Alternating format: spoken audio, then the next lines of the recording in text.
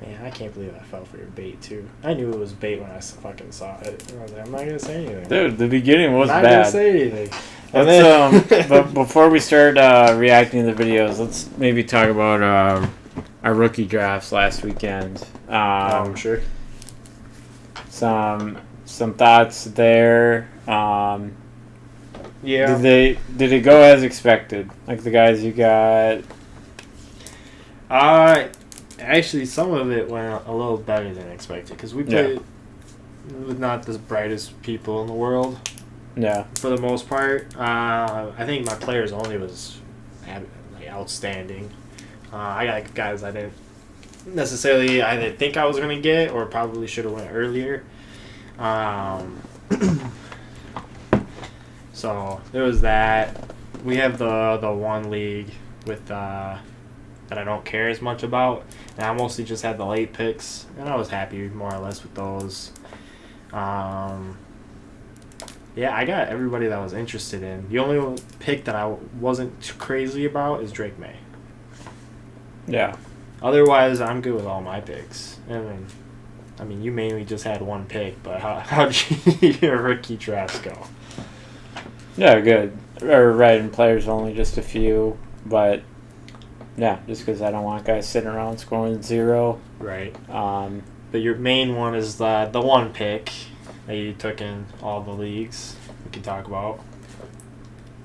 Oh, Marvin Harrison. Yeah. No, I'm fired up. Obviously, wasn't a surprise Yeah. that you were gonna pick him. How pissed are you gonna be if he's not his dad? Right, I guess. I don't know if he. Right, I'll be really pissed, or it'll almost have to be an injury because I'm really confident he can play. Yeah. When he was better in college than Chris Olave, Garrett Wilson, JSN that he played with at Ohio State. But yeah, I got a lot of confidence there that he'll figure it out right away. Who was the? I believe it's a wide receiver. That was outstanding in college, all the awards. Then he goes to the pros and nothing happens. It just doesn't click. I forget his name. It's gonna bug the hell out of me. Wait, what position? Wide receiver, I believe. All the awards. I even think he won the Heisman or whatever. It just didn't translate though. He got to the NFL and it was not a huge 100% a bust, but he just wasn't that great. I'm trying to think. Oh man, this is gonna bug that. Because like recently, like the last few years, or more than that, it was a or little bit more than that.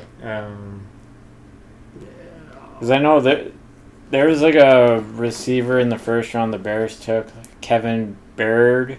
This is like 12 years ago. He was like a top 10 pick, and then he was just a fucking bust. Let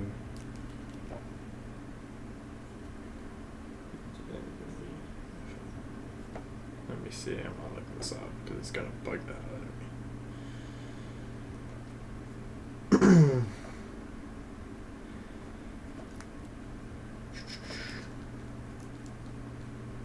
Let's see. I don't know. I'll find it eventually, and we can talk about it. But no. I mean, overall, I mean, I got a JJ in one league, which I was happy with. I was kind of surprised how much Rome was falling. I will say that. To the second round. I didn't think he would fall to the second round in a couple leagues in a rookie draft. It's like, just explains too how loaded this class is too. Yep. It's like, dude, last year, if Rome was the 9th overall pick, oh yeah, he'd be like 4. I feel like you'd have Bijan and Gibbs going before him. And then I guess if you like Richardson that much, he'd be going before him. Yeah. Yeah, because Stroud was late, right? By the time we were finally picking, he was projected like 7th or 8th. Yeah. Which is nuts, But that just shows you don't know. And he could have a down year, which I doubt. And Bryce Young could have a good year, and we could change real quick because they're still so young and the sample size is so small. But yeah. Here's something we can talk about a little bit, and we'll tiptoe a little because it was one preseason game and whatnot. Obviously, we could talk about the one you're thinking of, but Caleb Williams also played yesterday. Yesterday, right? Yeah. Yeah. He looked okay. Yeah. He looked a little overwhelmed at times. He had a couple really bad plays, but I mean, also, the shovel pass to Swift that was really good. That was Mahomes. Yeah. I don't care. There is flashings, and obviously it's week 1 of preseason. It's a bunch of guys that are out, probably never see the field again. There's a couple first-team defense mixed in with that too. But it's a lot of people that have never seen the field before. So we don't 100% know what we have. But overall, though, I think the two guys that I was actually looking at played pretty well. And then I still haven't seen shit from the rest of them. Right. So. Bo Nix is playing this afternoon. Okay. Talking about rookies. Drake May only got one series. Yeah. And they kind of chewed him up, but yeah, I'm kind of like, whatever. It was one series. First time seeing an NFL field. Yeah.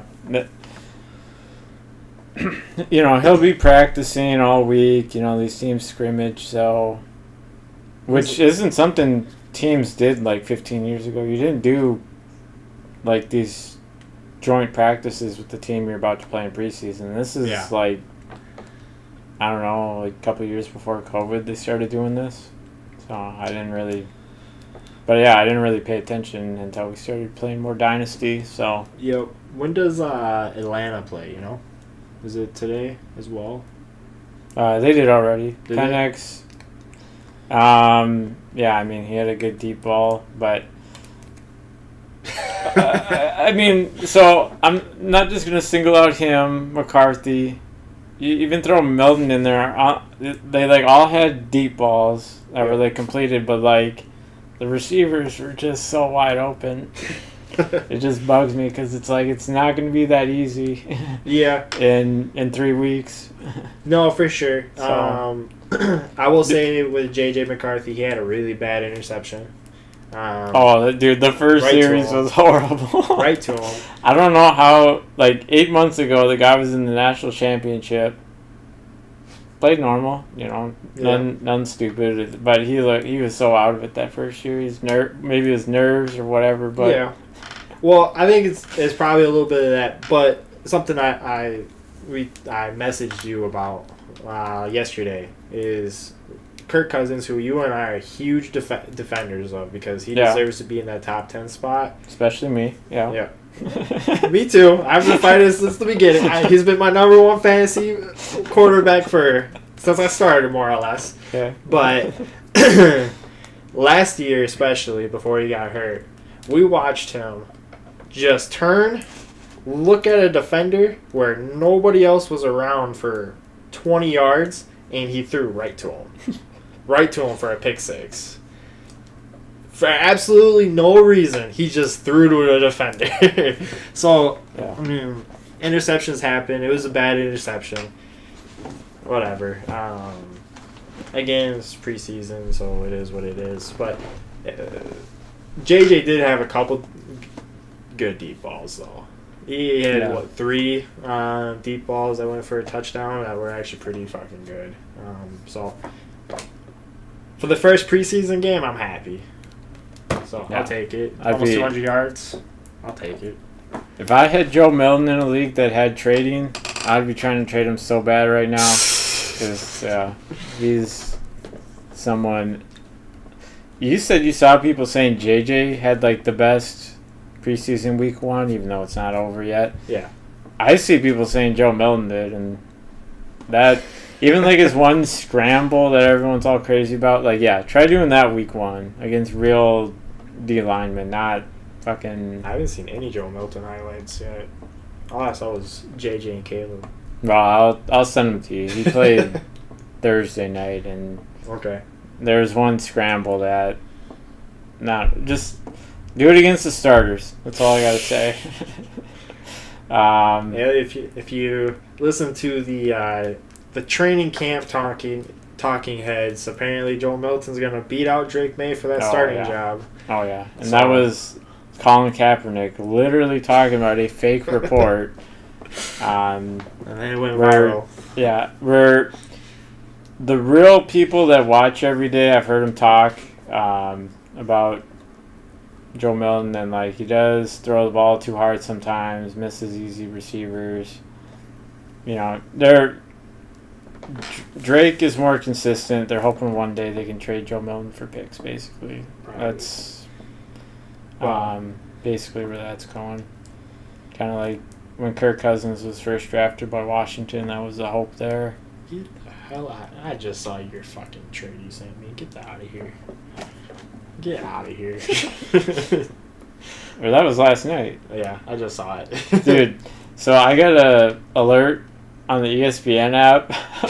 Hollywood Brown rushed to hospital. I was like, oh no. Oh no. Get out of here. Luckily, it sounds like there's a chance he'll be back week 1. But that shoulder injury does scare me because I feel like in the past, I haven't looked anything up, but I feel like in the past, Hollywood Brown has had shoulder problems. So he has, yeah.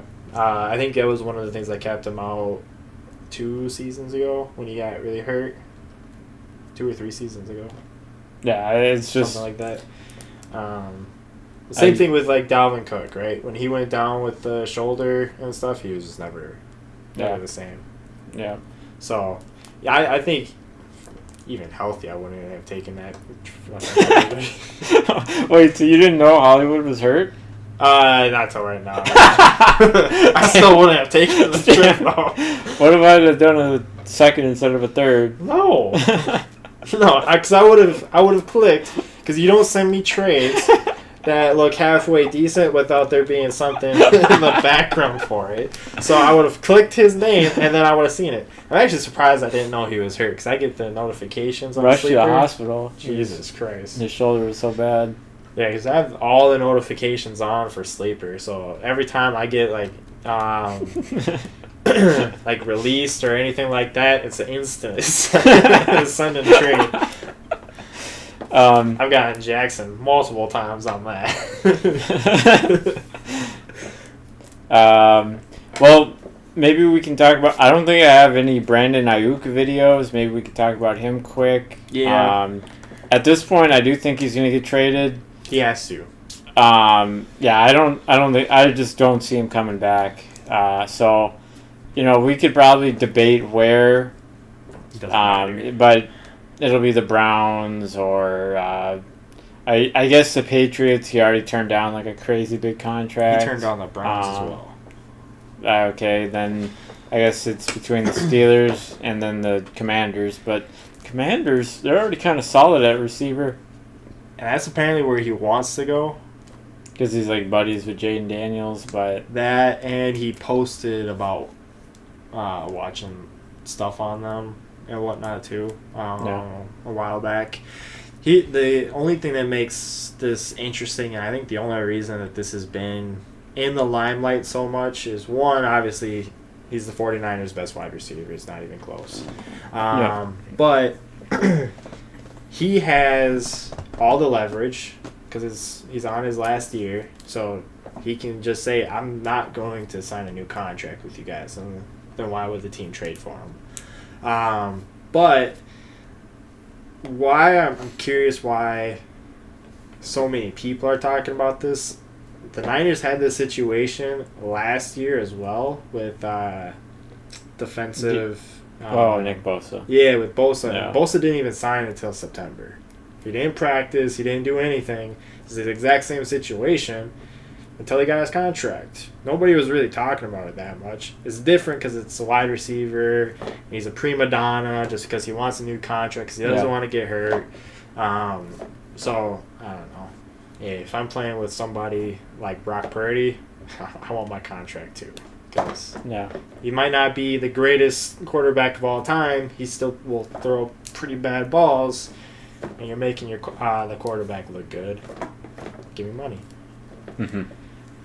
49ers have been rolling the dice for the last couple of years on all their young guys. So okay, so 10-man league. I take 2/3. I trade up. I take Ricky Pearsall, the wide receiver the 49ers just drafted in the first round. Yeah. But if assuming Ayuk gets traded here, will you give me credit that was a smart trade? No, because he hasn't fucking played yet. Because he's a rookie. He hasn't played. Because he's a rookie. Okay. What if he's he has a Quentin Johnston year? No, then he's basically almost undrafted next year. But big whoop, I got rid of thirds. Okay. What if he's Tank Dell was a third last year? Yeah, okay. It can't all be smashes like that. Well, I know. I'd rather roll the dice next year on I might need to use him week 1 with Hollywood Brown fucked.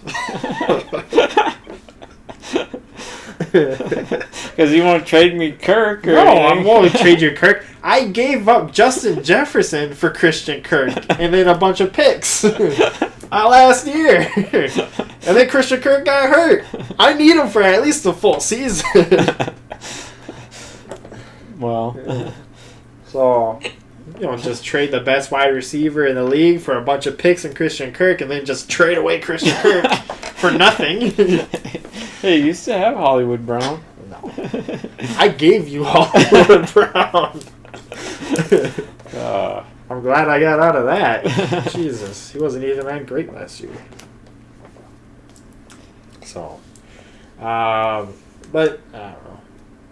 Do you have any interest in Brandon Ayuk, either drafting in Dynasty, redraft, or even picking him up with a trade because he's probably super cheap. He's probably even though cheaper now than what he should be. Because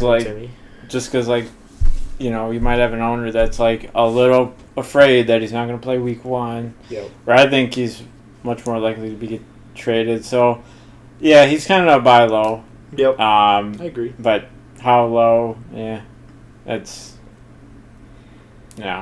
all about what the owner thinks. I agree. I threw a first and a second at Jackson for him. Stop bringing up the price. I'm still waiting on his Addison deal. I threw a first, second, and then Lazard, Toks. If we had a vote in players only to raise roster size to 30 from 25, would you vote it? Would you? Not anymore. Why? Because I already dropped my players. You can pick them back up. Yeah, in the waiver when everybody else is picking up my players. So that's another thing. Maybe we can debate. Maybe this isn't the week or the video. How long have we been talking? 18 minutes. But I got time. So, what do you think of, again, in one of the leagues we turned on the waiver wire? We'll leave them anonymous. I had in 3 leagues, I had 2 people complain that undrafted players weren't waivers. You got to remember in real life, when you don't get drafted to the NFL, you're undrafted free agent. You can sign with whoever you want. It's not like you got to clear waivers. That's like during the season, but I can see where waivers, makes it a little bit more fair. The problem is if the draft ends, though, at 11 o'clock at night, waivers goes through 2 a.m. the next day. Yep. So you might not see it anyways, so... No. And then everyone's free after that. Here's my problem with it. I think the people that are whining about it are stupid. Because the problem is, when you do an actual draft for fantasy football, right? What happens at the end of the draft? You can drop players, you can pick up players, you can do whatever the hell you want until the waivers get turned on, right? after 3 or 4 rounds, the people that are left might never hit the field. Right. Why didn't you draft them in the draft? Why didn't you try to get the last pick of the draft or anything else? If you want these people so bad, take them in the draft. It should not have to go through waiver. I think the waiver argument is absolutely stupid. And I think it's almost not 100% fair either, because if you don't have any draft capital, right, and you're just going to pick up some scraps or whatever, then you should be entitled to pick up some scraps. And I waited for this guy his whole 4 hours before he decided never to pick anything, and it just got autoed anyway, to grab my stuff. First come, first serve. That's how our actual draft is. Yeah. Whatever. The other flaw to setting all undrafted free agents to waivers is so, waiver priority. Yeah. You, me, and Jackson, we're way up there. So once week 1 hits and there's actual people to pick up that are scoring points, yep. We'll be way up there. Where I just know there'll be people bitching and, well, I picked up these guys in August that don't do anything because they couldn't even make it in the first 4 rounds of a draft. Right. And now I don't have priority, so because you cried about it. Yeah, so it's kind of. I feel like I know how to. I'm always thinking one step ahead in Dynasty. So you're kind of fucking yourself, is what I'm trying to say. Oh, 100%. You lowering your waiver priority for a guy that might not play for a year or whatever. Right. But people do it. Oh. So I do kind of think, well, all right, you guys want to do this? Sure. Week 1, when there's actual good players, I'll be top priority. Don't bitch. Right. Here's my biggest problem. Yeah. Though, because it's mainly this one specific league, right? Our players only league. I like the league. I like the league in general. Yeah. I hate the people we play with. Because the league more or less is pretty competitive, right? Almost every single person is active. Takes care of their team for the most part. Right? I think we have 1 or 2 morons. And it's one of the leagues that we play with Jackson, and I like playing with Jackson. Even if he irritates me sometimes, I like playing with Jackson. Yeah. And because he just does the most random stuff sometimes, and it always throws curveballs, and he's always more or less in the mix, so it works. But everybody in that fucking league whines about everything. Yeah. Everything. Halfway through the season last year, I turned off all the chat notifications because all they did was whine. Yeah. And then before the draft, we're like, hey, any rules? Anything you want to talk about? Yeah, you said that, yeah. Tell us now. Nobody said anything. Why didn't you say you wanted waivers after the draft? Especially somebody that's in that league, that's also in the other league that bitched about it. You knew what was going to happen. You were there last year. Yeah. Why didn't you say it? Yeah. Yeah, no, you bring up a great point there. They kind of ignored you. Yeah. So, I don't know. The bitching is stupid, especially about rules and odds and ends. If you don't like a rule, say it, right? Especially before the season starts, before the draft starts. Just say, hey, can we talk about this rule at the very least? And if you don't want to say it to the whole crowd, message the commissioner. And you said that in all the chats, yeah. Just which is DM us. Yeah. Whatever, because then it's something like, all right, if Will or whatever messages me, or he probably message you, say, hey, I don't like this rule. Can we change this? Can we change that? Whatever. Yeah. You would talk to me and Jackson. And it's like too, when you bitch after everyone's been picked up, it's not a whole lot to do. You want me to go to every single person and drop on their fucking no? Because then what if they bitch? Well, I picked up that guy because I dropped that guy or made that. Right. Then we're undoing half the draft and trades, and I don't know. It just. And then we're doing all that work for guys like Brandon Rice. Yeah, the son of Jerry Rice, but he's a 7th-round pick. Yeah. Played with Caleb last year. Could have made a big splash, but he's going to be like a practice. We're arguing about practice squad guys, so Right, and it's a free league. That too. It's if you pay me, you want me to do all this extra work because that's probably going to take like an hour to go through and individually go through, write all these names down, which team they're on. Then go through and drop them because the people that picked them up ain't going to fucking drop them themselves. Yeah. And then you have to add the people also that they drop so they can take those fucking players. Yeah. Absolutely not. You got to pay me for that. Yeah. Because, I mean, look, if all of a sudden, if something happened, right? There was some kind of glitch, and let's say Braylon Allen was like 1,000th on ADP. Nobody noticed, right? Mm-hmm. And we went through the draft, and I was looking through, and all of a sudden it updated, and Braylon Allen was there. And I pick him up, and then you say, hey, that was supposed to go through waiver. I forgot to turn it on. Can you drop him, and then we'll swap it out? Absolutely not. Yeah. Nope. Yeah. Right. There's a glitch in the system. I figured it out. Nobody else did. He's mine. Fuck all you. So, I mean, that's a really big... that would never happen. But in case that were to happen, I mean, you wouldn't do it. Fuck that. Right. The rules were in place. Right. So, I don't know.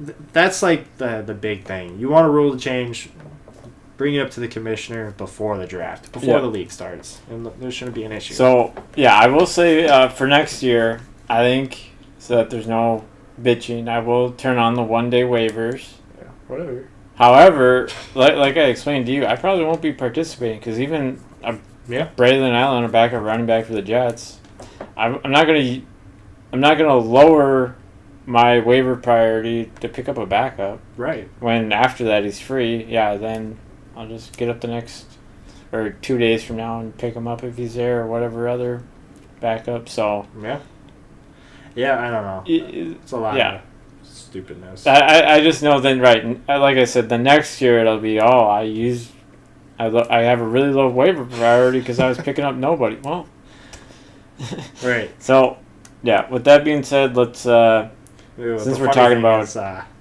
next year, I'm not going to give one fuck because there's 2 leagues I don't even have a pick in next year's draft. So I'm gonna set everything up like how I did this last year, and I'm just gonna turn off my notifications. So I'm not gonna give a fuck. So wait, what leagues? Players only. You don't have a pick, right? Yep. And then I think Dynasty Gurus. I don't think I have a pick next year. And if I do, it's a 3rd. Which will be gone. Yeah. by that. Exactly. That one is I'm either doing 1 or 2 things in Dynasty Gurus. And I'm either I have to win the whole thing, or I hope team name wins. One of the two. Because then the whole league resets. No. So, whatever. That's the 2 things I'm hoping for, because I traded everything with these rules. 1 of 2 things happen. I dominate, or the league gets nuked. Or option 3, I win, and then you give me first pick. No. Next year, and then I use it on Travis Etienne's brother. All right. Jets running back room might be a problem. Tell me if you would tackle this guy.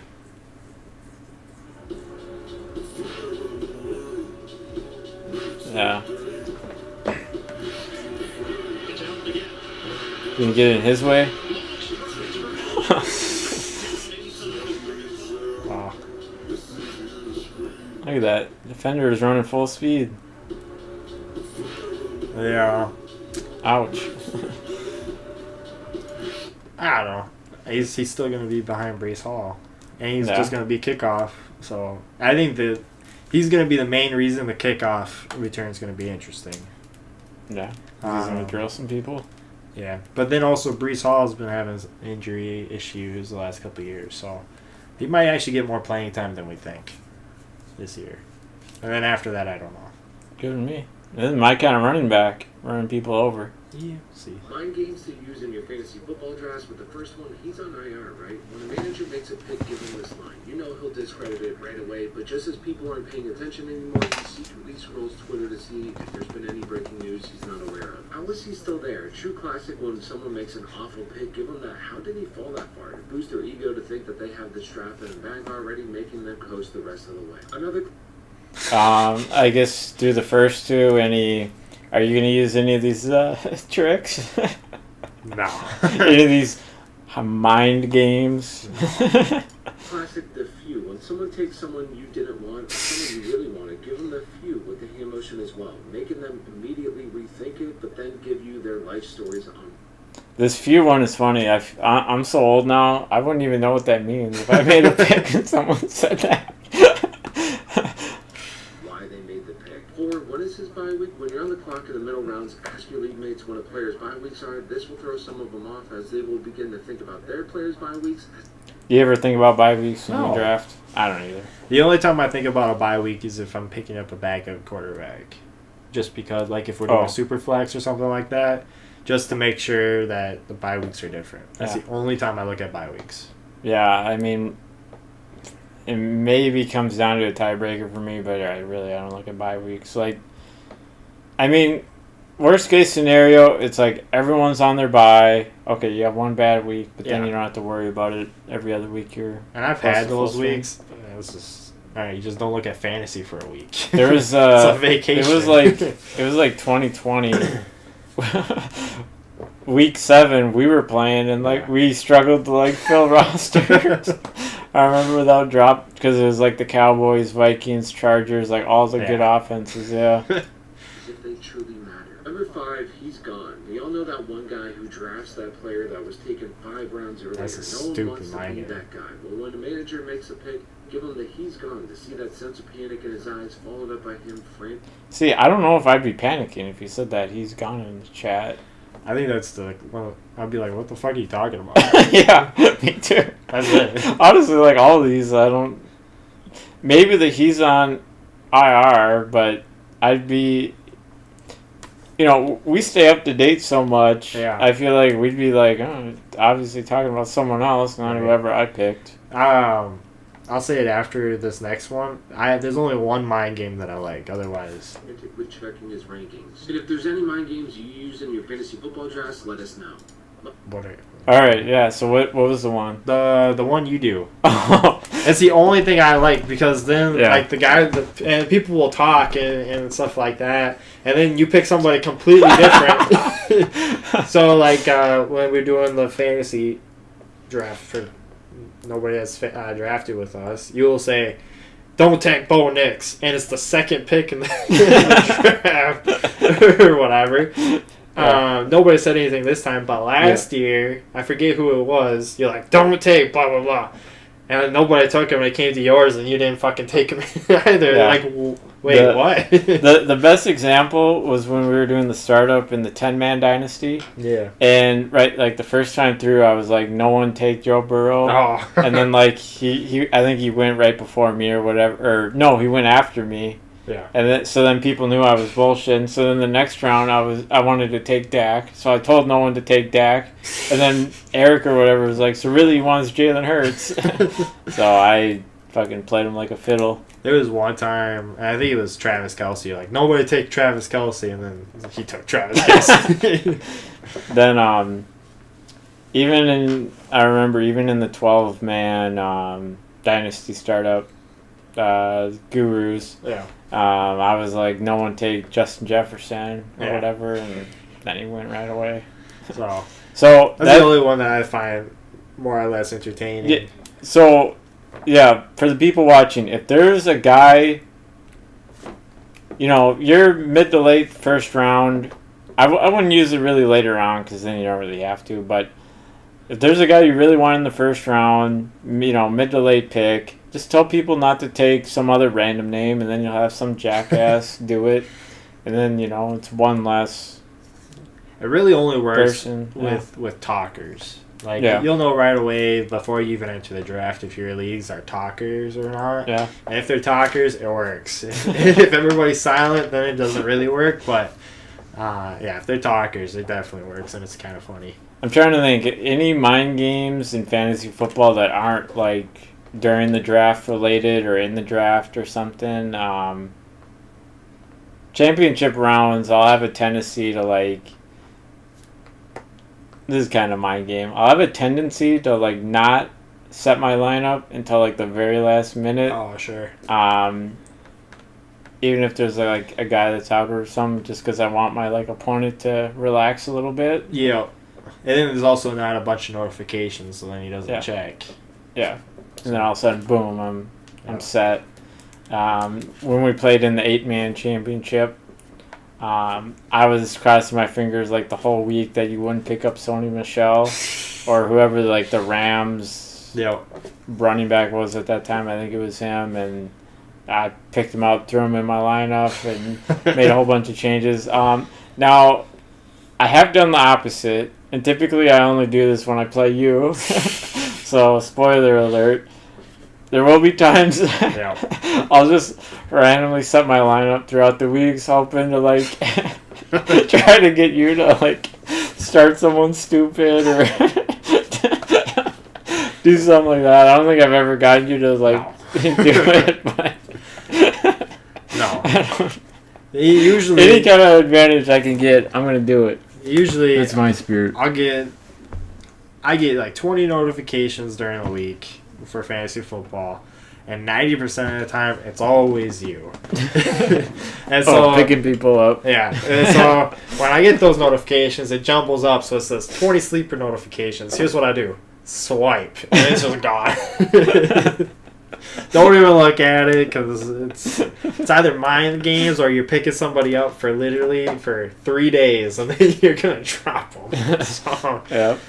yeah. Hey, he has a good week, then I can trade him. Yeah. All right, so yeah, these were dumb. Mind games to use in your Oops. Let's look at the comments. Didn't he get a DUI? That might be a good one. If someone picks Blount, I'm going to be livid. That's kind of what I do. Yeah. Reach just kind of pisses people off, Yeah. which is kind of sometimes funny. But then they try really hard when they go up against you. Yeah. Your fantasy football drafts with the first one, We he's saw on this one. IR, right? When a manager makes a pick, give him this line. JJ McCarthy is officially getting reps with the Vikings first team offense. Oh, okay. Let's just say the result that took place on his very first play is going to give Vikings fans a lot of hope. I attended Minnesota Vikings training camp last All right. year. and here This are is the- What's JJ's first play? Defense was playing like with the ones? almost all of practice. Josh Metellus, one of the most underrated players in the NFL, was making. I think I sent it to you, too. Secondary, but of course, Justin Jefferson was still getting his. Justin is still showing why he's the best wide receiver in football, and I can't Right. wait for Triple another cover? massive season. Sam Darnold was taking a majority of the reps with the first team offense, but for the first time all camp, McCarthy did too. During the red zone session of practice, JJ hopped in with the ones, and on his first play, Jordan Addison was able to squeak in for the touchdown. Even though, Just again, they're not play. tackling So here. during the red zone session of practice, Yeah. JJ hopped in with the ones, and on his first play, You're just Jordan touching the Addison guy. was So way back there. I won't try and redo it again, but he. the squeak Would've been in for the down. touchdown. And just a couple plays later, So yeah, that first play, JJ does an end around better than anybody.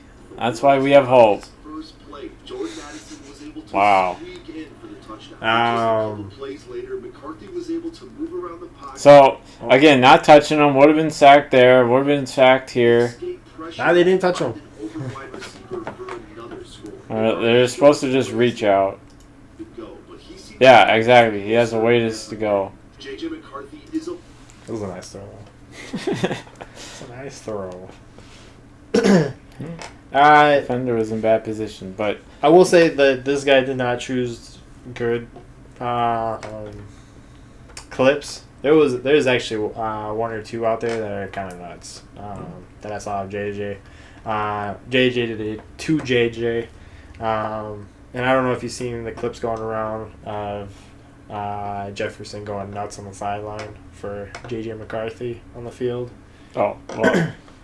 So He was on. They had the radio guys literally doing the TV broadcast too. Yep. So like when Jefferson was talking, well, yeah, they said he was mic'd up, but really he was just talking to the radio guys. Those Yep. are what the clips are from. So I saw it live. Yeah, so Paul Allen usually does the games for preseason.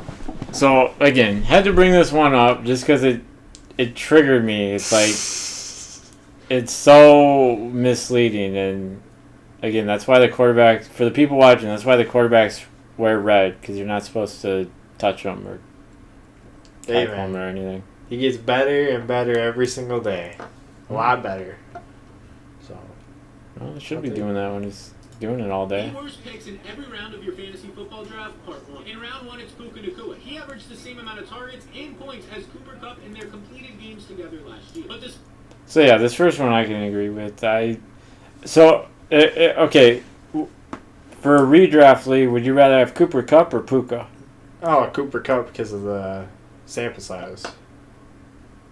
Well, right. I mean, then And Tough because to of say. where you can get, and because of where Well, Cooper Kupp is falling. yeah. I don't think that's fair. Because of where Cooper Kupp is falling, I don't think that. If you say Puka Nacua and DJ Moore, I think that's more accurate. And I would still probably go DJ Moore over Puka. well, and DJ Moore's like a third, but Or no. but yeah, like Puka, yeah. So yeah, I agree. This is a dumb first pick, dumb first round pick. Who? He was nuts last year, the first 4 weeks, and Cooper Kupp was out. Bears wide receiver. That just Keenan Allen, no other one. wrong. Other one. Or yeah, DJ Moore. You're saying it right. Isn't he going in the first round? No, thought he's he was like a going- third round pick. I thought he was going In late redraft. first. Okay, never mind then. For some reason, I thought he was going late first this year. Maybe you're thinking of Garrett Wilson. He's like a late first. Well, AJ okay, Brown. Maybe it is AJ Brown that I was thinking of. But we'll go with Garrett Wilson. I mean, maybe it's not super fair because Garrett Wilson is nuts. But who you rather have? Oh, Garrett. We're playing with Rodgers. Oh, No other- No. I mean, he's got Mike Williams on the other side, but we'll see. But Yeah. I'm not a big Garrett Wilson person like you. Especially, I'm not a big Aaron Rodgers person either. But I'd probably go Garrett over Puka. Maybe. It's close for me. It's closer than it is for you. okay. So, but I got a hot take for everyone. I would rather go Drake London over Puka. Like if I had Drake London on my redraft team, someone sent me a trade for Puka, decline. No. No. Yeah. Look, I love Kirk Cousins. You know I love Kirk Yeah. Cousins. Yep. There's a reason that Puka is getting the nods he's getting with Cooper Kupp opposite of him. Okay. Just saying. And But- plus Cooper Kupp's getting pretty old. Yeah.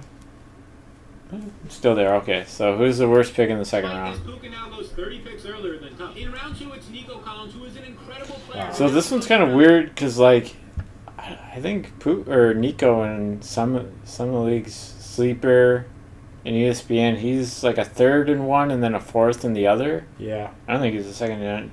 And matter of fact, I He's think like super- Diggs is like his ADP is higher than Nico's. Yeah, it is. So this one's a little weird, but yeah, if you're looking at a league, when was this made? End of July? Yeah, which is still kind of weird. If Nico's a second round pick, right, I don't love it just because he's next to Stefan Diggs and Tank Dell. Yeah.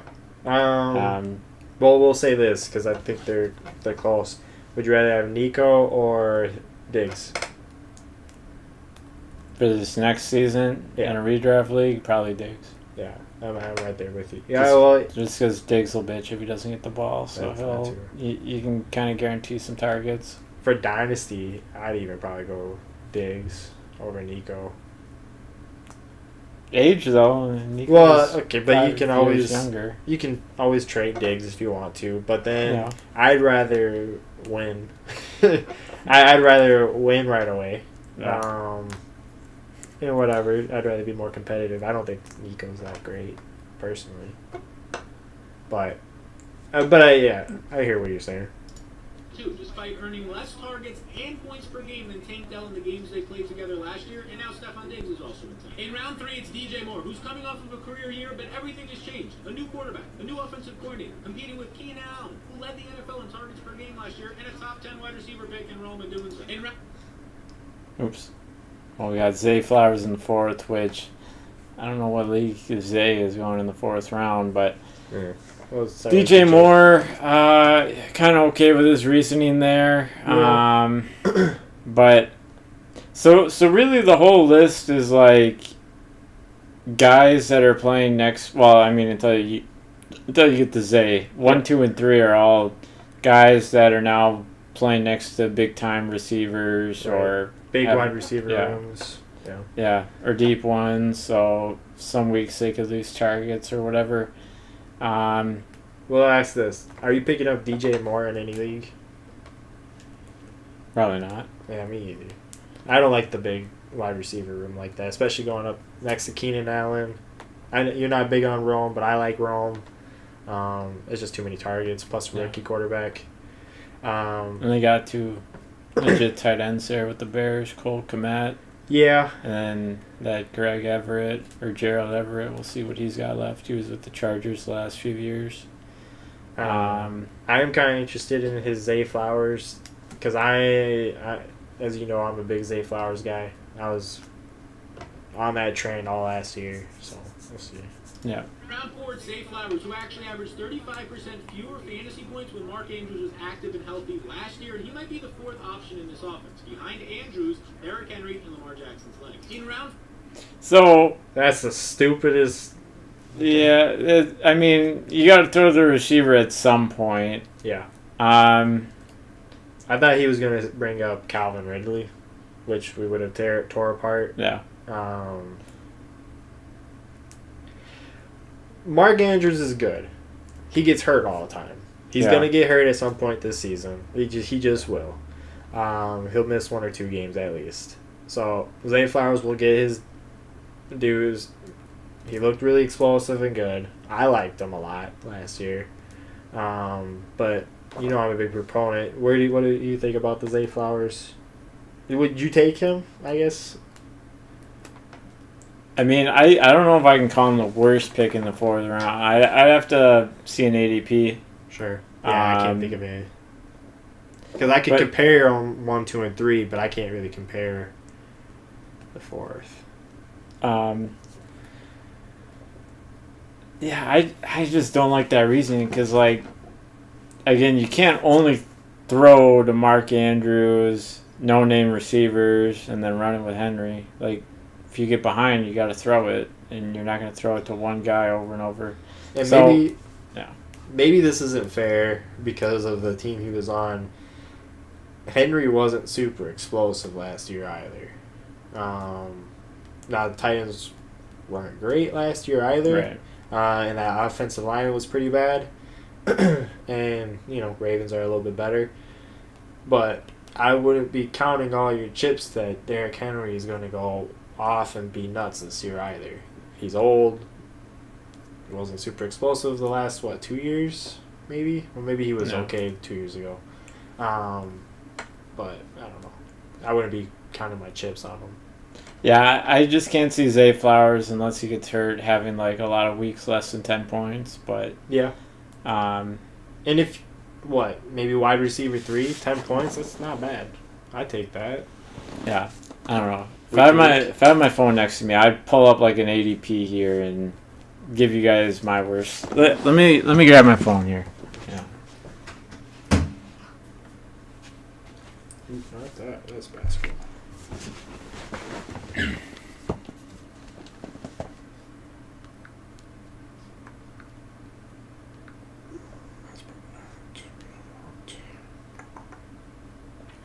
So here, let me invite you to this mock, and we can look at the same list.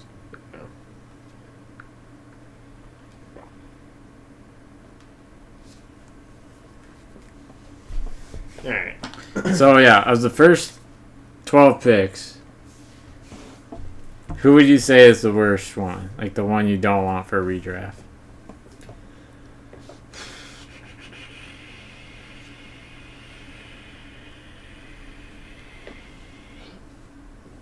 I think it's Puka. Look, he's even hurt too. Knee. You want my actual? Because my actual answer will actually kind of shock you. Oh God, Jefferson. Jefferson's up there. Yeah. It's probably Gibbs. Because he's not going to get all the touchdowns. So you're worried about David Montgomery. Gibbs was listed as second on the depth chart again. Yep. Which is stupid. We got a comment. I don't know if that's anything. I'm the only person. Yep. But all right, second round. So 13 through 24. Here, let me just take the 12th spot so I don't gotta think.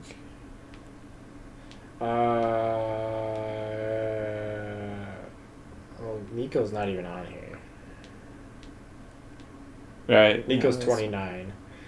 But if we just go from 13 to 24. I'll say, like, okay. There's two. Some of the picks that stand out that are bad. Sam Laporta. Is he really going to be that much better than everybody? No. Devon A-Chain. I don't get why people are taking him like he's just a guaranteed, like, He was nuts. stud though. this year. I mean, I agree with you. And kind of like with Gibbs, like, he's not listed as the RB1. Yeah. But But I'd rather So- take him second, third round than I would Gibbs in the first round. If you want somebody like Gibbs, I'd rather have somebody like that in the third round than in the first. yeah. If that's your kind of thing. My big one is Devontae Adams. He doesn't have a quarterback. He has no quarterback. Hey, Aiden O'Connell didn't look that bad yesterday. He has no quarterback. And he had no quarterback last year. Finished 10th. I'm not taking Adams. Also, another one up here, Josh Allen. Yeah, great quarterback. But again, we're talking redraft here. One quarterback. Like, come on. Yeah. I agree. So then 25 through 36. 36. So here we have DJ Moore, barely in the end of this round. And then this is where Nico Collins actually shows up. I don't know. These are like all solid guys, honestly. Nico Collins only goes a pick before Diggs, so really that's just Yeah. who do you think will get more balls, really? Right.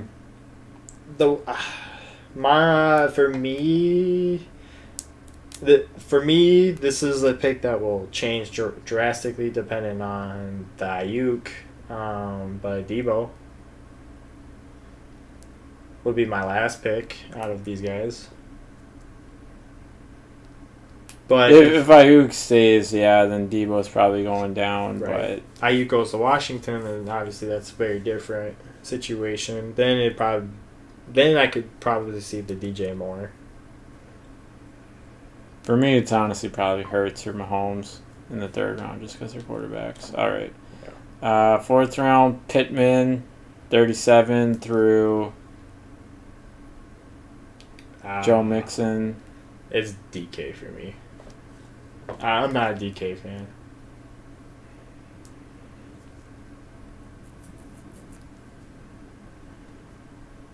Or actually, it would be Neighbors. Just because of risk. Yeah. Um, Quarterback and rookie. I'd rather take somebody a little more solid. Oh, no, the worst pick in this round, Pittman. Because of his quarterback. No. Yeah, even though it was the first pick projected in the fourth round. All right, and then we'll do one more, fifth round. So 49, Dalton Kincaid through George Kittle. Oh, I know the best. It's easy. It's Pitts. The Pitts is the worst. No, Pitts is the best. It's Pitts. So T. Higgins, honestly, probably, because I don't think he's practicing. Scores touchdown Saturday. Okay, never mind. Also, this is for round 5, right? Technically. Yeah. So this dude's even off because Zay Flowers doesn't even show up till 51 now. Yeah. And I'm taking Zay Flowers above almost all these guys besides maybe Tank Dell. Tank Dell, I think I'd take over about Flowers. Yeah, so this is like a really oh, Richardson's in here. Yeah, that's probably who I'm not taking in the 5th round. He's third. Third to last. No, I mean, 5th round. probably third best. What, week 1? But no, it. In a unbiased opinion, you have to say Pitts is the worst one in this thing because he has not proven anything. Best rookie Ever. season ever by a He tight has end. not proven. Or second best rookie He has season. not proven anything in the last couple of years. He has not proven anything in the last couple of years. And you could easily take George Kittle, who's proven something and will outperform Pitts this year. Easily. No. If you want a tight end so bad, you take George Kittle over Kyle Pitts in a redraft.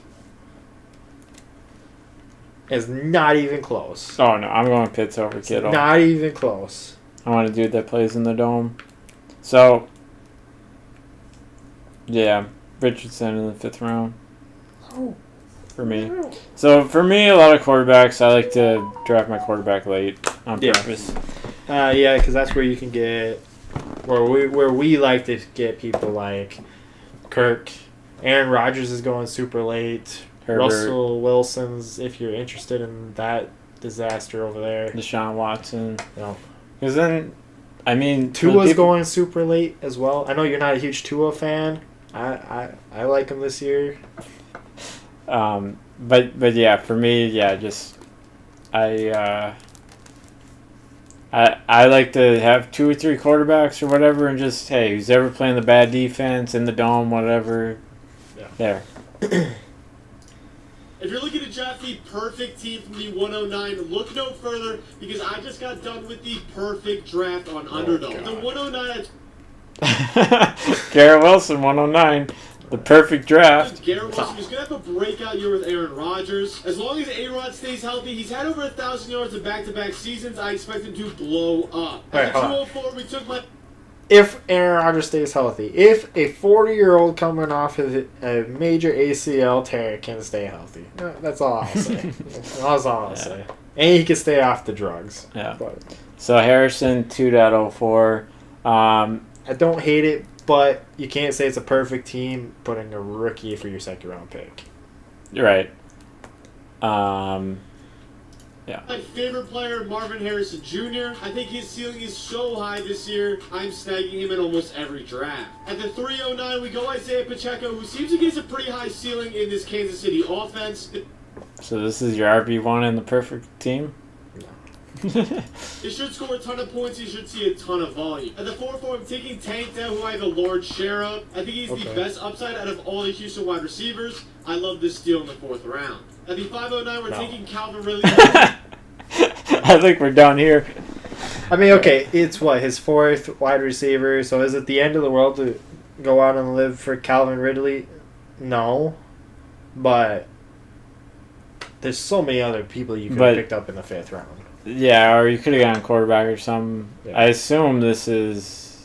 I don't know. For a crazy bounce back year. And in the 6th round, we snagged Kenneth Walker, who's So this is like a top 5th 5 round running guy back when in we were one of my looking. words. In the 7th round, we stacked CJ Stroud with Tank Dell, who we grabbed earlier. That should be a crazy dude. Yeah, I don't know how CJ fell this far, but okay. In the 8th round, we grabbed Jalen Warren, who has insane upside in the Steelers offense. And in the 9th round, we take a workhorse in Javonte Williams, who's going to see a ton of touch.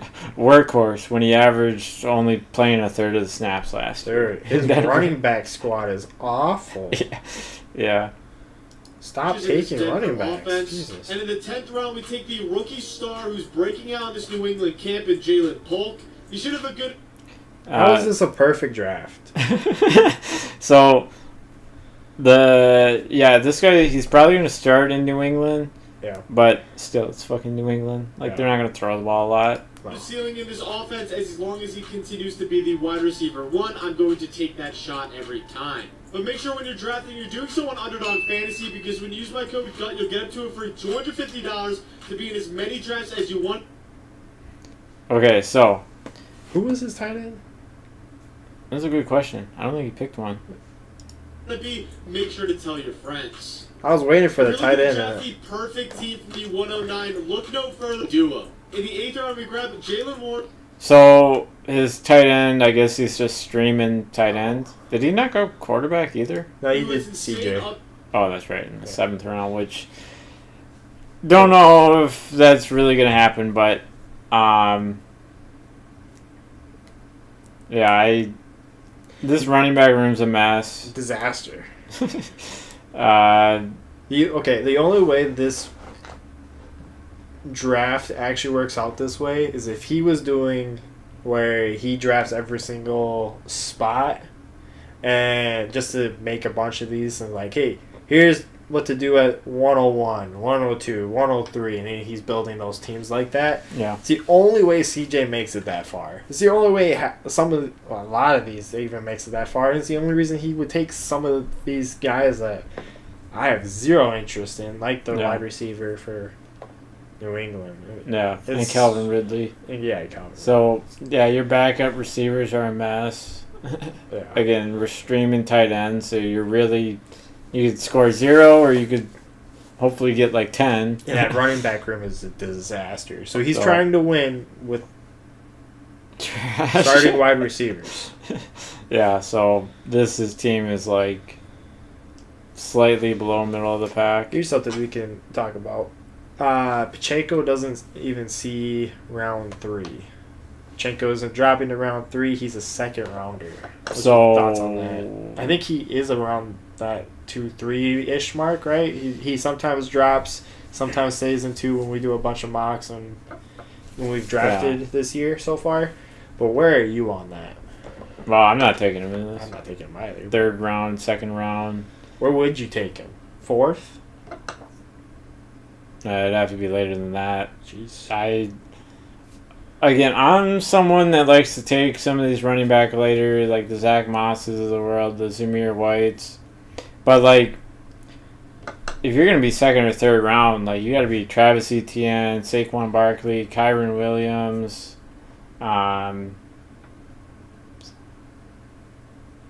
Yeah, I don't know. Some guy, you got to be pretty established, like Yeah. Jaco, 7th round pick. I know it's Kansas City, but Yeah, that's the thing too. It's Kansas City, Right. Like, and they always have backup running backs running more than they probably should. Like, you know, so McKinnon was kind of that guy years ago. right. So yeah, well, 14 game season. How many teams? How many 2. games? 2. He went 2 games. 2-12. Actually, probably a little bit more optimistic because he did well with the receivers and Stroud, but still under 500. I'm maybe 6-10 or 6-8. The problem is you just can't win so many games when. So how many flex spots? 1 or 2? Well, he doesn't say, but I'm assuming 1. So you have 4 No, I'm players. assuming 2. 4 players playing every week, basically, because who knows Yeah. what you're doing at tight end and who knows what the fuck you're doing at running back. So Yeah. you have 4 actual players. Absolutely not. Like, people are so high on Jalen Warren. It's like there's no guarantee Najee Harris doesn't become the starter again. You know, so Yeah, and I've always. If there's one proven way to Najee. win fantasy football championships, it's by drafting a running quarterback. RG3, Cam Newton, Lamar okay. By drafting a running quarterback, but like RG3's only good season was his rookie year, and like you're not gonna draft a rookie in a Right. redraft league, so that's cringe. Jackson, Jalen Hurts. They've all proven that rushing quarterbacks literally break fantasy football. But what if I told you this year's best rushing quarterback isn't even being drafted until the 10th round? Over the last 10 years, every rookie quarterback who's run the ball 80 or more times has finished in the top 10 of fantasy points per game. And this quarterback rushed the ball 135 times last year and had the highest scramble rate of any quarterback in the NCAA. Second overall pick, Jaden Daniels is the clearest league-winning quarterback I've ever seen. With a decent group of weapons, freak athleticism, and a terrible defense that's going to allow the offense to play catch-up the entire game, Jaden Daniels is going to break fantasy football with his leg. So it's like, I kind of like the reasoning. Still a rookie quarterback. Yep. Still don't know how I feel about that offense. Yep. Two receivers I like there, but yeah, Here's the main issue. Washington has been in shambles for what? Ever. Like, Yeah. our lifetimes, yeah. You can't just say, all right, they got Jaden Daniels to this. They're going to win. They're going to make all these. They made all these changes, and it is just going to work. It just will. Just like it was supposed to with, Sam Howell and all this other bullshit. No, they've been trying and trying to make it work in Washington. It just hasn't worked. It didn't work with Kirk Cousins either. Now, granted, he wasn't running quarterback. I get his reasoning. His reasoning is right. It doesn't work with Jaden Daniels. I'd rather go for Lamar if he's falling. I'd rather go for... I mean, this guy's saying like 10th, 11th round. I mean, so Herbert's going to be down there, Rodgers, Kirk Cousins. Yo. I just have a hard time making that pick because, like... If he's your backup...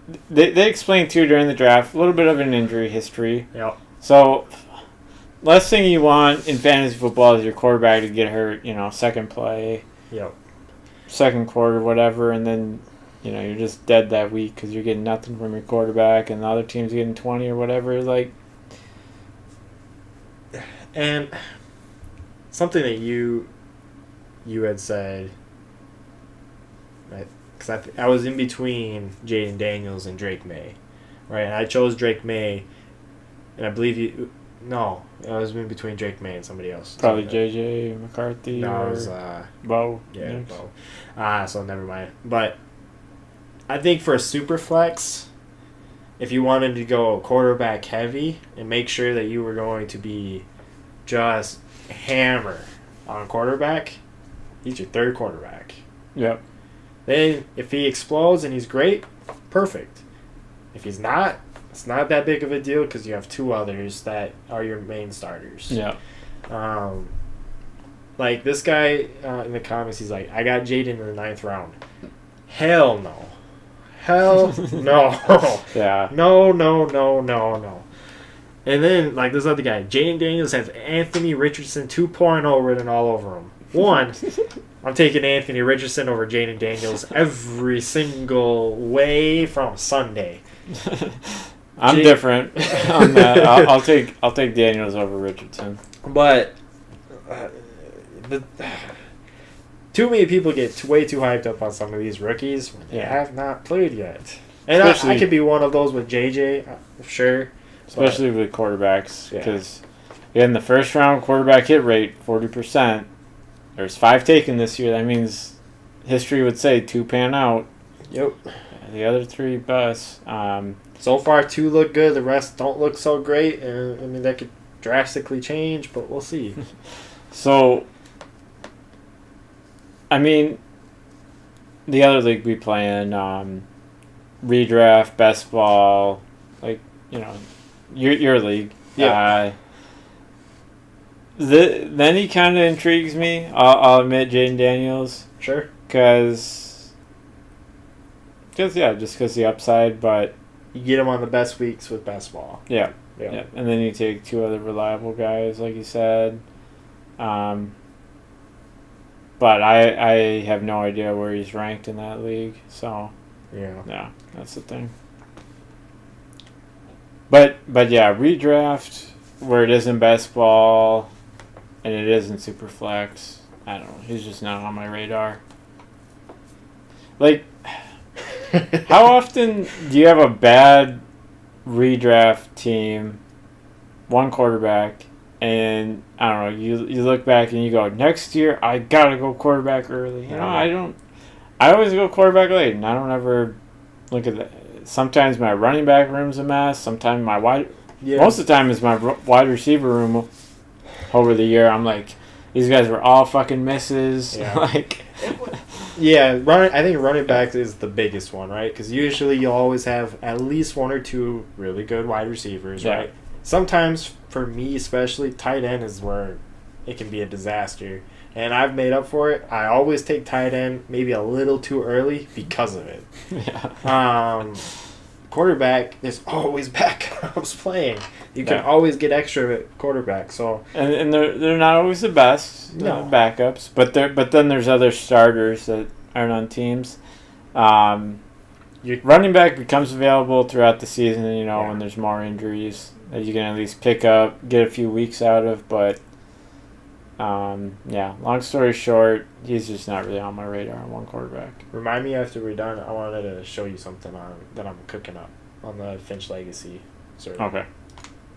Here are 5 busts to avoid in fantasy football this season. Number 1 is Stephon Diggs. His ADP one else is going to the top of the second round. This guy was a wide receiver 44 from weeks 10 to week 18 last season. He's not going to get as many. So when we just checked, he's like top of the third round, but whatever. Yeah. Any receptions as people think with Nico Collins and Tank Dell there as well in Houston. 2 is Jordan Addison. He doesn't have a quarterback. I know Justin Jefferson performed without a quarterback when he was healthy last season, but Jordan Addison's production went down when Kirk Cousins got hurt. He's not going to be that good this year. 3. Well, okay. That's not true because Addison's went up when Kirk went down because JJ also wasn't playing Yeah. and TJ was hurt. His percentage went up for the most part. Yeah. So that's just false. And I mean, yeah. all he had to say, he's probably going to miss a month. And the quarterback situation is up in the air. That's all you have to say, and I agree.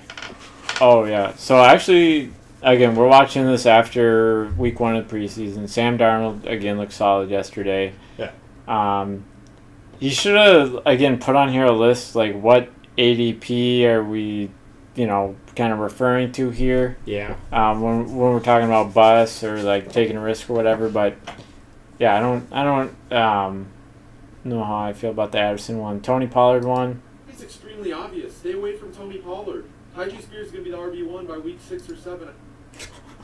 What the fuck is this bullshit? Okay. This just proves anybody can make TikToks. Okay, when Jackson says he has no time to make TikToks or anything else, show him this video. Because any idiot can make a fucking TikTok and get a bunch of likes and stuff. This is nonsense.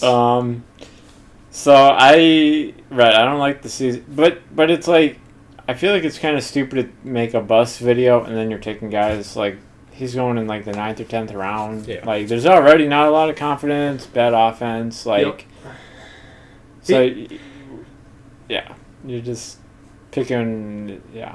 I know they gave him a bag, but he was the RB14 last season when he was supposed to be a top 5 running back. He was drafted in the first round of fantasy football. Hey, hold on. This dude makes the stupidest arguments. He was kind of arguing with himself there. I know he's 14 last year, but this year he's going to get replaced. Right. All he has to say is what you're saying, right? He's backing himself in corners and saying, you can even make this argument with Diggs, right? I'm high on Diggs this year. I think Diggs is going to be fucking phenomenal this year. Nobody else does. All you have to say is, Tank Dell is there. People love Nico Collins. The team is stacked in general. That's it, right? Diggs is probably still going to get his, otherwise he's going to bitch. That's all you have to say, though, right? To say, hey, you might not want to take him because it's a stacked team. Everybody needs their take, right? Instead, he goes on and on about nonsense, absolute nonsense. Addison, he's going to miss a month. We don't know what happens with quarterback. Done. Instead, he goes on and on about nothing. Tony Pollard, I actually kind of like him this year. I know Derrick Henry is a better running back. But I think how he runs and his age got in the way with that situation. I think Tony Pollard is better for that team. That's why I traded for him. And like you said, it's not a great offense and stuff. So it's a really risky situation. That's all you have to say. It's a risky situation within a bad offense. Maybe stay away from him. Instead, he's arguing with himself about, oh, he's supposed to be a top 5 running back, and blah, blah, blah. Shut the fuck up, dude. Yeah. You're saying nonsense. And I don't think people had him going top 5 last year. He was up there, but I don't know if he was over Bijan, over Gibbs, over CMC, over Brees Hall. Like, right there's 4 right away. Yeah. Well, he probably should. Where did maybe he top finish? 10. Right? So 20? He said he finished 14. 14? He should have been top 10. 100%. He was given the reins. Yeah. It was a good situation, good team. Yeah. He should have did more than he did, and he did not. Right?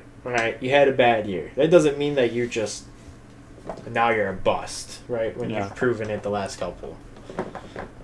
Whatever, stupid. So let's hear how James Cook is going to be a bust. Victory against the 49ers 2 years ago. 4 is James Cook. It's too high in the 4th round. That's where he's going right now. And this is a guy who's going to have his touchdown stolen away by Josh Allen, and he wasn't even a top 10 running back last season. Why would you draft him in the 4th round? Okay, but clear and cut. Wow, he actually made a fucking point for once. But I almost disagree more with the Cook one than I do with the Tony Pollard one.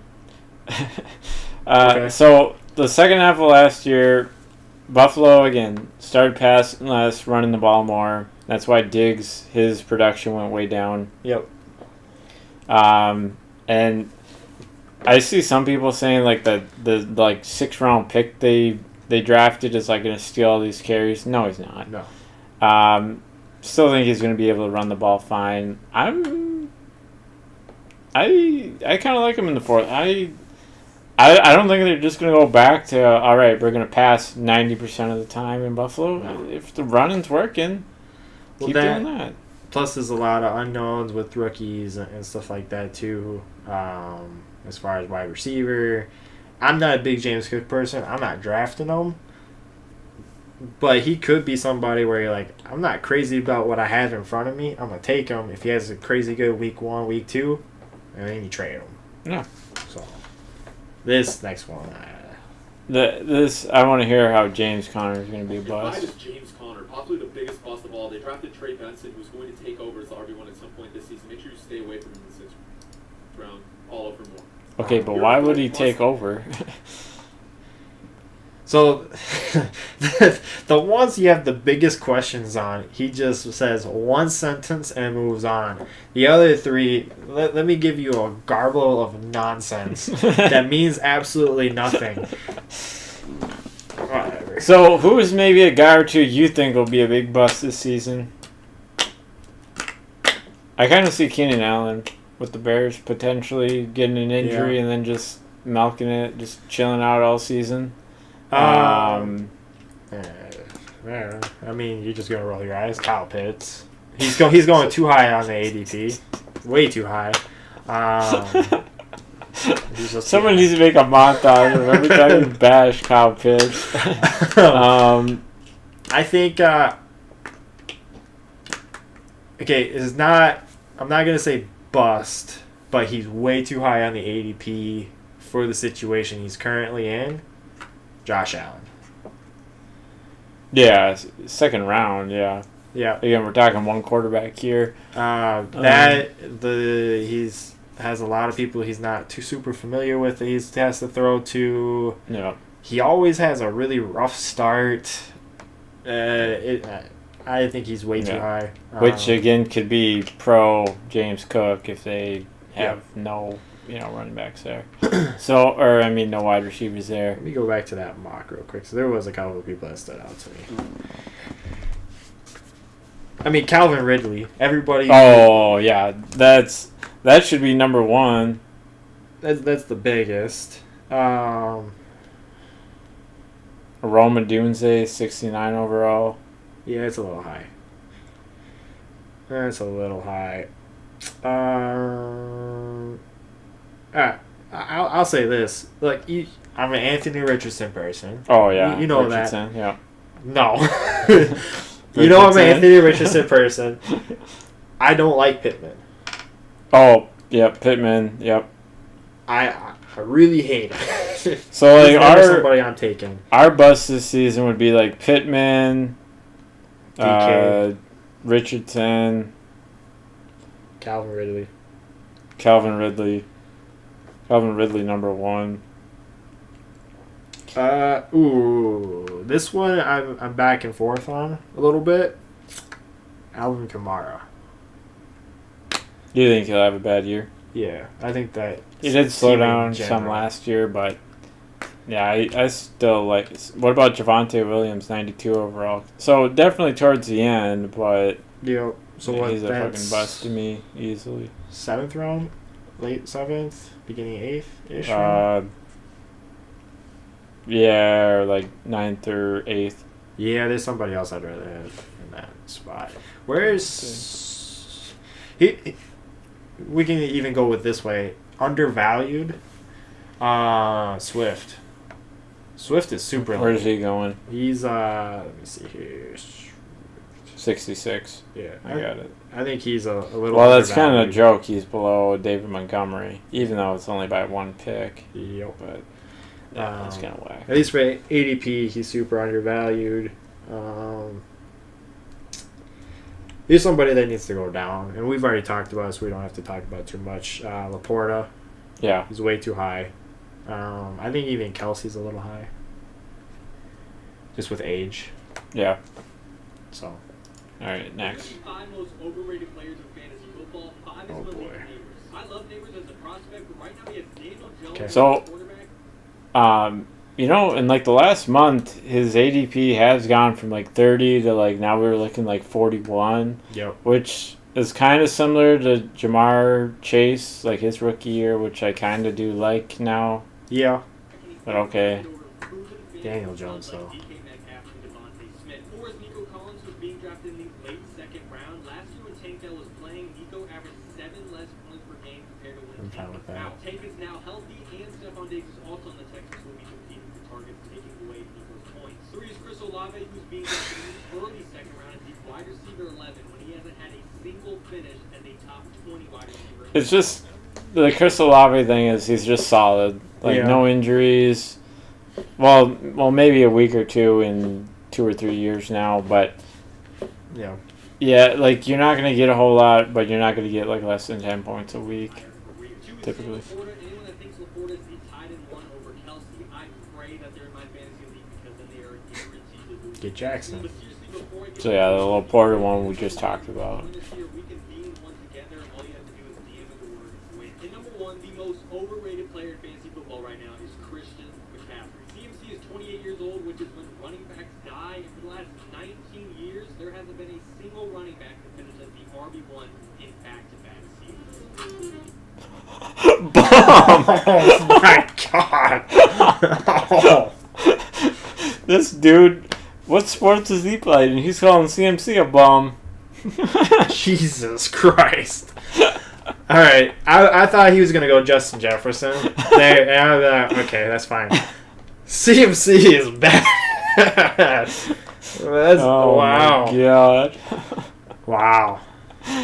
Right? I didn't even notice this part on the end when I saved this video. Holy shit.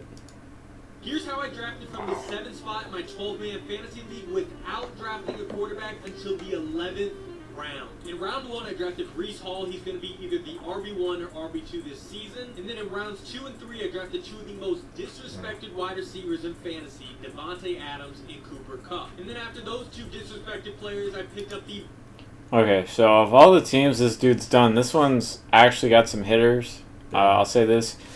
I don't know, depending on what app your players, if Adams is falling that far, if Coop is falling. I mean, if he's playing with us, they're not going to be there. No, absolutely not. Hall will be and Kelsey, but Adams and Cooper Kupp are going to go a little sooner. In round 5, I drafted Keenan Allen, who was 4th in points per game last year. And then in the 6th, I drafted DeAndre Hopkins to start in the flex spot. Okay. This league is So this was made July 25th. Hopkins, he's hurt right now, basically going to miss all August. Yeah. So, Which, I mean, really it's just practice he's missing because he was never going to play preseason, obviously. yeah. I don't love the Hopkins pick, though. Anyway. Yeah. Alvin Kamara, your RB2. In the 7th round, I'll give you that. All right, some good value. Yeah. But, yeah. Boomer I bust. drafted Alvin Kamara in the 7th to be our RB2, but I don't fully trust him, so I drafted James Conner in the 8th, Alright. who was 9th in points per games last season. In round 9, I got our final wide receiver in Josh Palmer, the wide receiver 1 for the Chargers. And then in the 10th, I drafted Ezekiel Elliott, who I'm drafting a ton of right now. In the 11th round, I finally drafted my quarterback in Justin Herbert. Last year, Herbert was 7th in points per game amongst quarterbacks in games fully played, and I know this season his weapons aren't great, but that's why he's down in the 11th round. You're drafting him at his absolute floor, and I'll especially take that stack with Josh Palmer. Then in the 12th, to finish off the draft, I drafted the Browns' starting running back, Jerome Ford. Let me pull up the team again here. So this is like a team that you would love more or less to have. Yeah, with a couple people missing.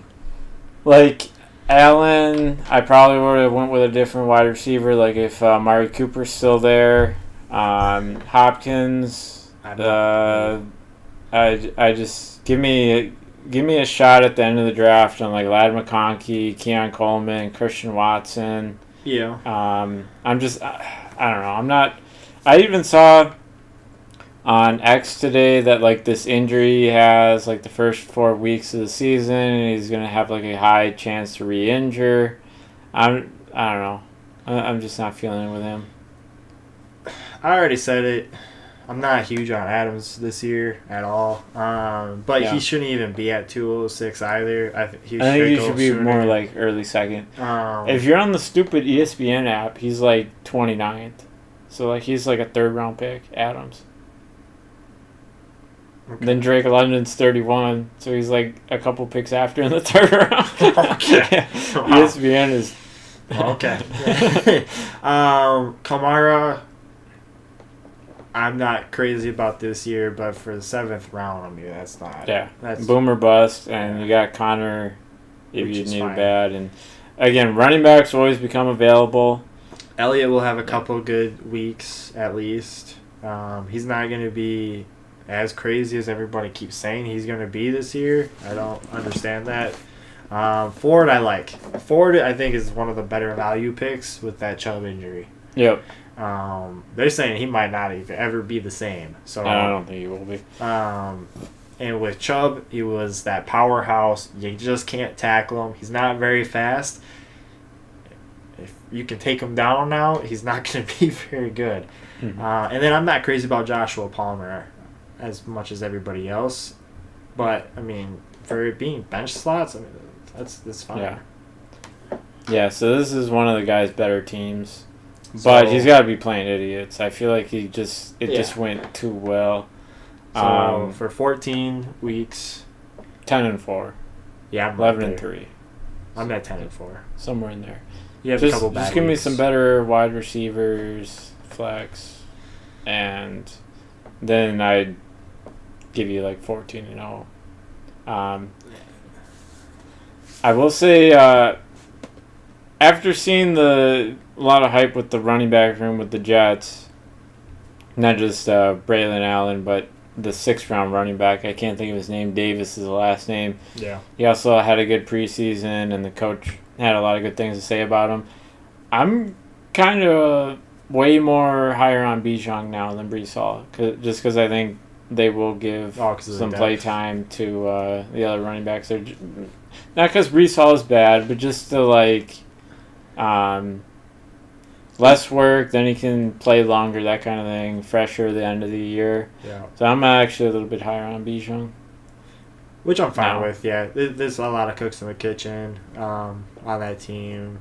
Braylon has looked good. So yeah.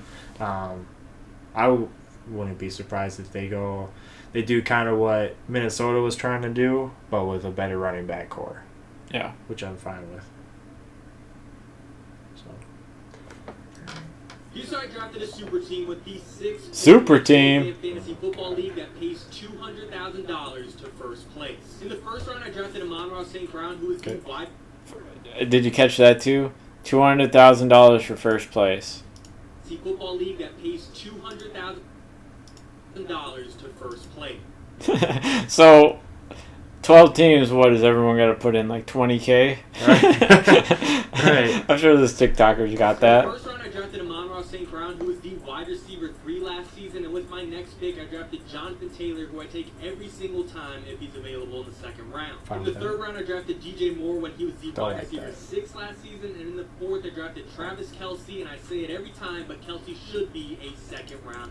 I will say, it is kind of crazy how Kelce was like a 7th round pick in the first round, and now he's like a middle of the 4th round. Right. And he still finished tight end too. But I think so many people got burned on taking tight end early. People are kind of gun shy. In the fifth, I drafted Anthony Richardson. Between him and Jonathan Taylor, both on our team, were guaranteed a rushing touchdown every He made a good donation to that fantasy football league. DeAndre Hopkins and Aaron Jones. And then to finish off the starting lineup in the eighth, I drafted Najee Harris. Yuck. Flex spot. When it comes to the bench in the ninth, I drafted Tony Pollard, who I don't love this year, but I'll definitely take him as a bench player. With stacked running backs the rest of the way, I drafted wide receiver depth. Starting in the 10th with Dontavian Wicks, Dontavian Wicks isn't even the wide receiver 3. He's the 4th there. What in the world? Jerry Judy's the 2nd, but hurt right now. Finally, in the 12th, I took a flyer on second-round rookie Jalen Polk. All right, so he has 5 picks I hate. So, yeah. Obviously, in this league, because there's big-time money on the line, he's actually playing with smart players. Right. Because he's not just getting, like, the cream of the crop. This team,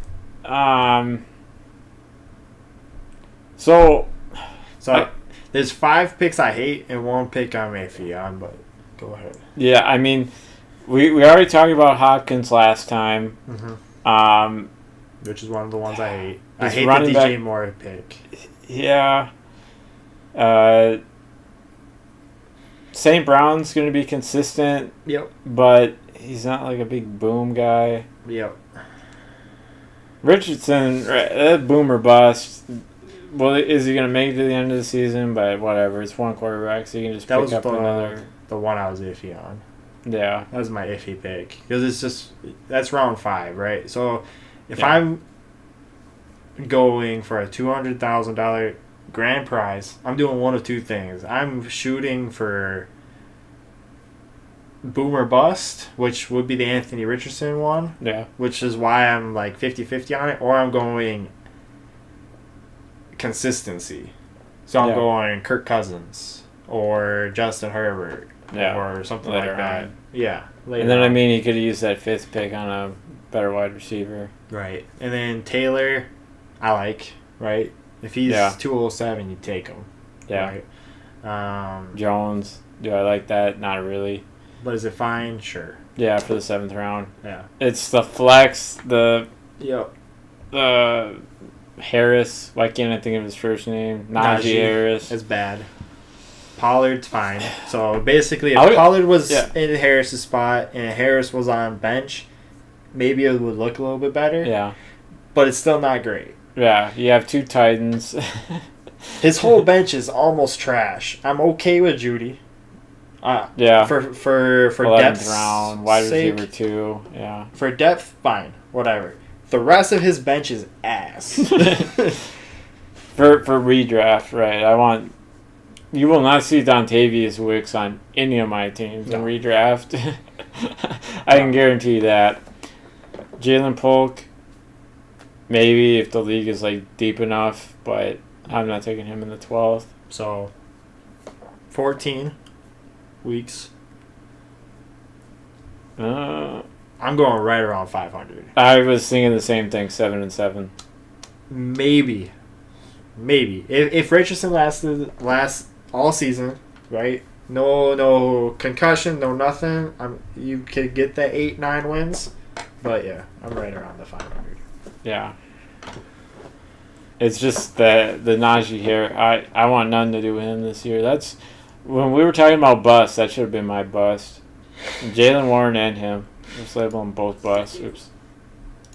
Here is my hot take, but to me it's just such an obvious take. 8th overall pick is the best pick to have in your entire fantasy draft, and it's really not even close. This pick sets you up perfectly to be drafting at the very end of every single tier break, which is exactly what we want. First round, we need Bijan Robinson or Breece Hall, and maybe, just maybe, Amon-Ra St. Brown will be there, and that's only if you're drafted with idiots. Second round, this is set up perfectly to get those guys that easily could have been first-round picks, but they just fell to the second. I need to leave this round with Kyron Williams or Saquon Barkley. In the third round, I'm like a kid in a candy store if I see my boy Jalen Waddle there. If not, that's fine, all right? I'm going early quarterback. I'm getting Mahomes, Lamar, or Hurts. In the fourth round, I would literally chop my leg off for Cooper Kupp. Okay. Okay, what the fuck is he doing? What the fuck?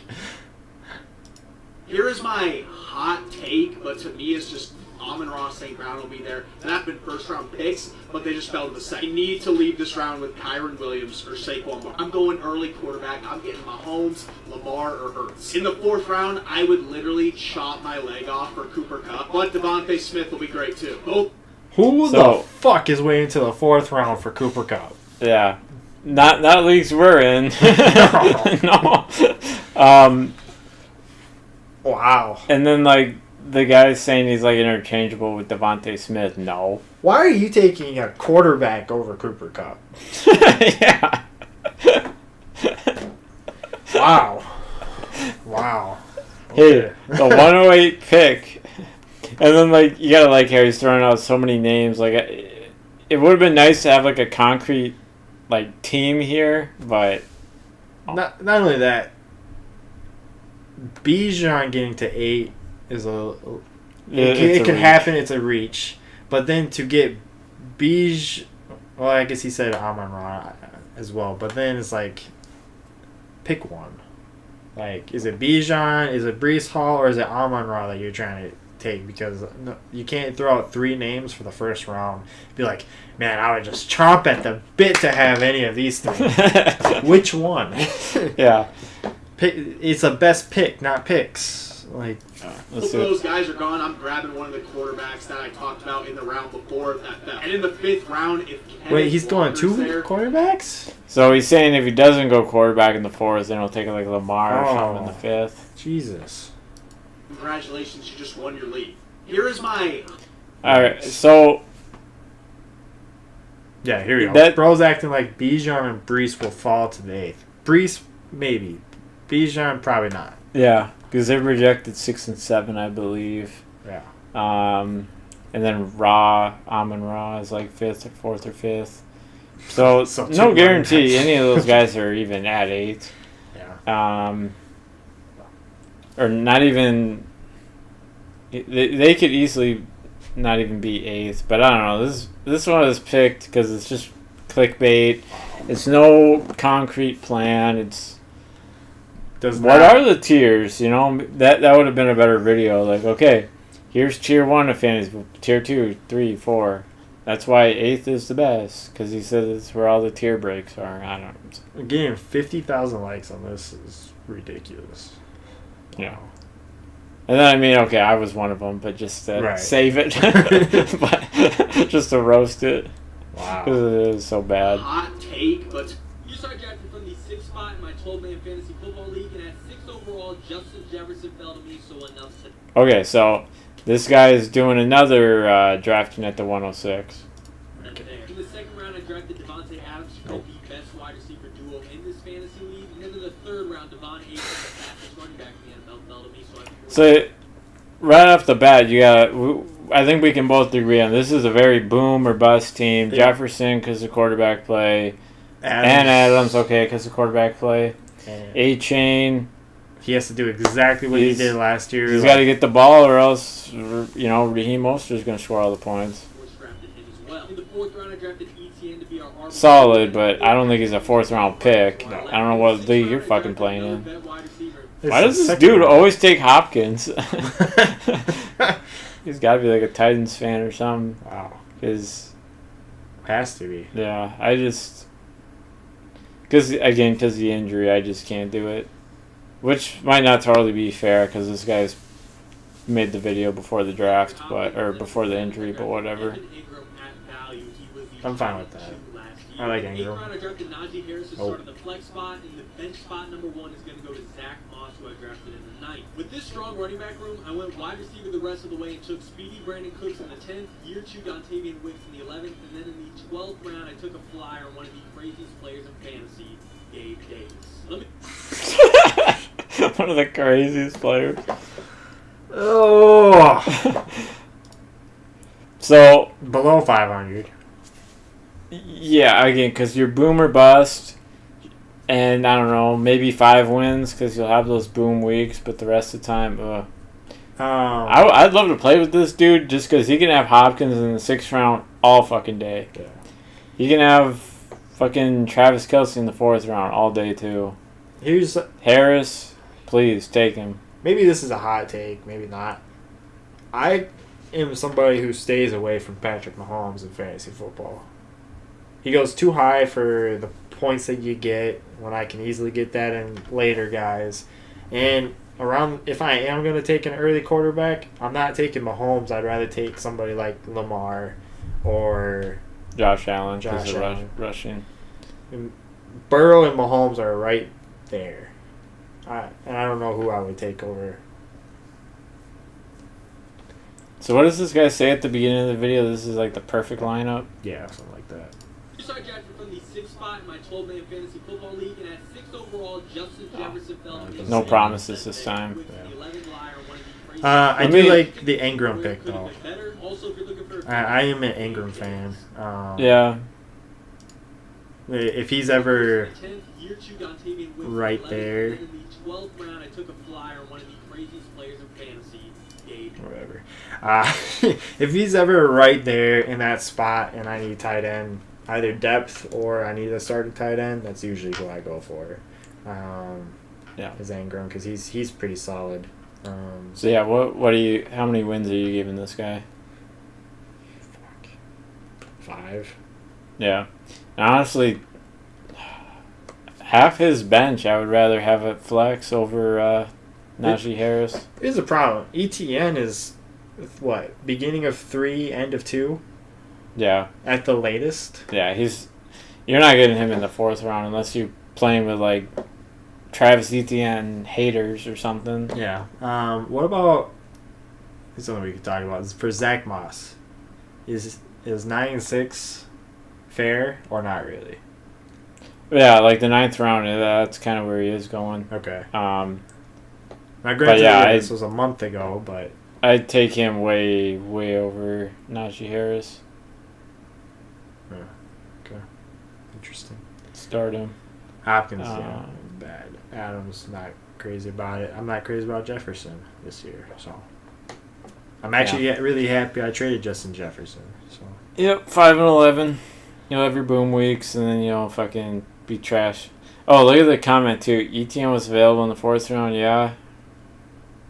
3 wide receivers starting, running backs go later. So Which is a really stupid comeback because like in sleeper, we do 2 running back, 2 wide receiver, 2 flex for the redraft, and that shouldn't really change. That extra spot doesn't change that much. Yeah, I mean the guy. Hell, we did one that we got kicked out of basically, and it didn't really change anything. To the rankings, right? All right. Here's how I drafted from the 9th spot in my 12-man fantasy football league that pays $200,000 to first place. In the 1st round, I drafted Garrett Wilson. He's who I drafted. So I just noticed you must have 2 teams in that league. Yeah, somebody's got some alt accounts, or you're gonna pay himself $200,000 because he did it in all of them. I'm going to have a late round pick. And then in the 2nd, I drafted Jonathan Taylor. He's going to be the RB1 or RB2 this year. In the 3rd round, I created a stud running back duo by drafting Derrick Henry. And then in the 4th, I drafted Travis Kelce. If this feels like the 100th time you've seen me draft Kelce, it's because he's the most underrated player in all of fantasy football right now. In the 5th, I reached on our wide receiver 2 and took Jaden Reed. In the 2nd half of last year, he was top 10 in points per game. And then in the 6th round, I drafted Rashad White to start in the flex spot. White is not going in the 6th round. What the fuck? And then in the 7th, I don't like what I did drafting a bench player before a full lineup, but I couldn't pass up on the value in Alvin Kamara. In the 8th, I drafted Jordan Love to lock in our quarterback and stack him with Jaden Reed. And while Garrett Wilson can carry out the wide receiver room, the rest of the way we needed to get wide receiver depth. In the 9th, I got Chargers wide receiver 1 and Josh Palmer and Jacoby Myers in the 10th, who had 10 touchdowns last season. With our final 2 picks, I got year 2 Josh Downs in the 11th, and with the very last pick to top off a risky wide receiver room, I drafted a risky wide. So Downs is got some bad injury too, by the way. You were telling me about because I got a trade offer in the middle of the night. All right. So the Before wide we- receiver room's holding them back. Yeah. Before we break this down, let me ask you this, because he said something that I don't agree with at all.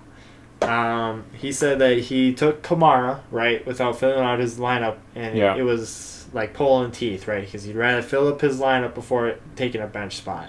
Yeah.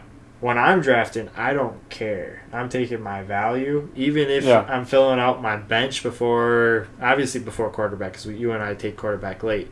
But even if I haven't taken another running back yet, but it's why the fuck has this wide receiver not been taken? I'm taking that wide receiver every single time. Yeah. I don't care about my starting lineup until the draft is done, Yeah. more or less. And like, you know, as people that have played fantasy football for like 10 years, redraft leagues like this, I don't know. Wide receiver again would be my first priority, especially over running back too, because like, you know, after a bunch of injuries, the random backup can be scoring a ton of points, just like a starter. Yep. Where with, you know, his Myers, Downs, Davis, are those guys really going to give him a lot of points? Even Josh Palmer, Reed, dude. I cannot wait until Christian Watson comes back this year, plays healthy for the Packers, and people feel so stupid looking back on these videos that they picked Jaden Reed and traded for him over Christian Watson. I can't wait. Someone in the comments, how the hell is Kelsey going in the 4th round, 3 wide receiver league? I feel like that still really shouldn't change a lot, but and yeah, wide receiver. I just, it's like the one league this guy did, I believe it was this guy that drafted this guy did that we both liked, had winning 10, 11 games. It's like his wide receiver room was solid. Yo. Um, And I'm not as big of a hater on Reed as you are, but I don't want him as my second wide receiver. right. Maybe flex or something like Oh, that. yeah. I'd want him. Yeah. I want him more for depth rather than he's my starter. He's gonna give me 15 points every single week. Because, dude, even week to week, like Yeah. with the points Jacoby Myers was scoring, I don't know if I would be starting Reed. I don't know if Reed is a lock over Jacoby Myers, and that's probably a hot take, but it's probably the close. truth. It's close. And And then obviously the Downs thing, but this was 3 weeks ago. Dude, this is a bad team. the good part is, again, the running back room, Kelsey, He's got 4 wins. Love. I'm more 500 That's because fine. he's got parts, but the running back room is going to fucking shoot him in the foot so bad. Well, the running back room and the wide receiver room is going to shoot him in the foot. That's the problem. Yeah. I'm not a Davis person either, so. It'd be nice to know the format too, because like this guy's reasoning is always, this guy fell, that guy fell because of 3 wide receiver. But so is this like a full PPR? Like all these videos, I'm assuming it's just regular 1 PPR. If you told me this was like half PPR or no PPR, and he had all these backs, I'd be like, okay. Yeah. But yeah, no, I can't see better than 500. Wide receiver in Oops. Gabe Davis. Let me know.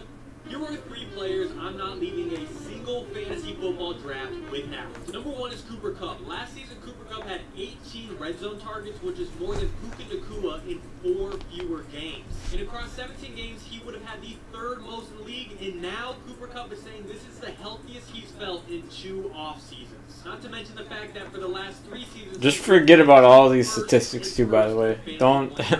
You're going to leave me Cooper Kupp. No. Everyone playing with me.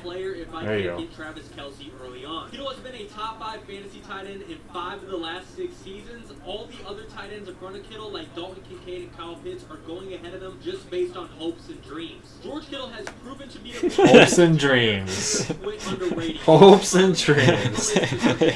But notice it's the random kid on TikTok that's agreeing with you. Hopes and dreams. I'm not top crazy about fantasy Mostert. player last season. And right now, Mostert is being drafted as the RB25 behind guys like Zamir White, who has proven nothing, and Ramondre Stevenson, who's coming up with also. Yes, Baker will take a lot of This dude actually has a brain. Oh my god. He's still going to be Miami's goal line running back scoring. I do like the Mostert, but not the reasoning. I like the reasoning over the person. Zamir White, he looked good yesterday too, by the way. So I'm taking White over Mostert. That just reminded me of the you want one of my whites for your first round? Get out of here. Go fuck yourself. I just want to key on. I know. Okay, so this is just like a music one, but I had to throw it in. You're ranking every team wide receiver 3. Not 100% fantasy football, but some of these were just crazy, right? How? Okay, I don't know your guy is Tyler Boyd. How the fuck is he like number 1 over Tank Dell, over JSN, Rome? Tyler Boyd is old. No one cares about him. Well, that and he gets hurt. He misses the rest of the season. It should be Tank Dell 1. And then Keon Coleman isn't even a wide receiver 3. He's going to be a 1 or 2. Not Rome. Where is he? Romeo Dobbs should be higher. Yeah, because he's really proven good. something. He is really good. Odell's fine, I think. Odell's fine. Also, Ricky Pearsall, first round wide receiver. Even though he's 5. Brandon Ayuk is going to be traded here soon, so he's actually going to be a 2. But I don't know how you have a first round wide receiver higher than Jermaine Burton, a third round wide receiver, and Nelson Aguilar. He's fucking old and trash. I don't know how he's higher. You like Luke McCaffrey over Pearsall? Yeah, another third rounder. Like whoever made this list, like come on, man. Savage, Biggie. Okay, let me ask you this: Brandon Powell towards the bottom. Do you think that's deserving?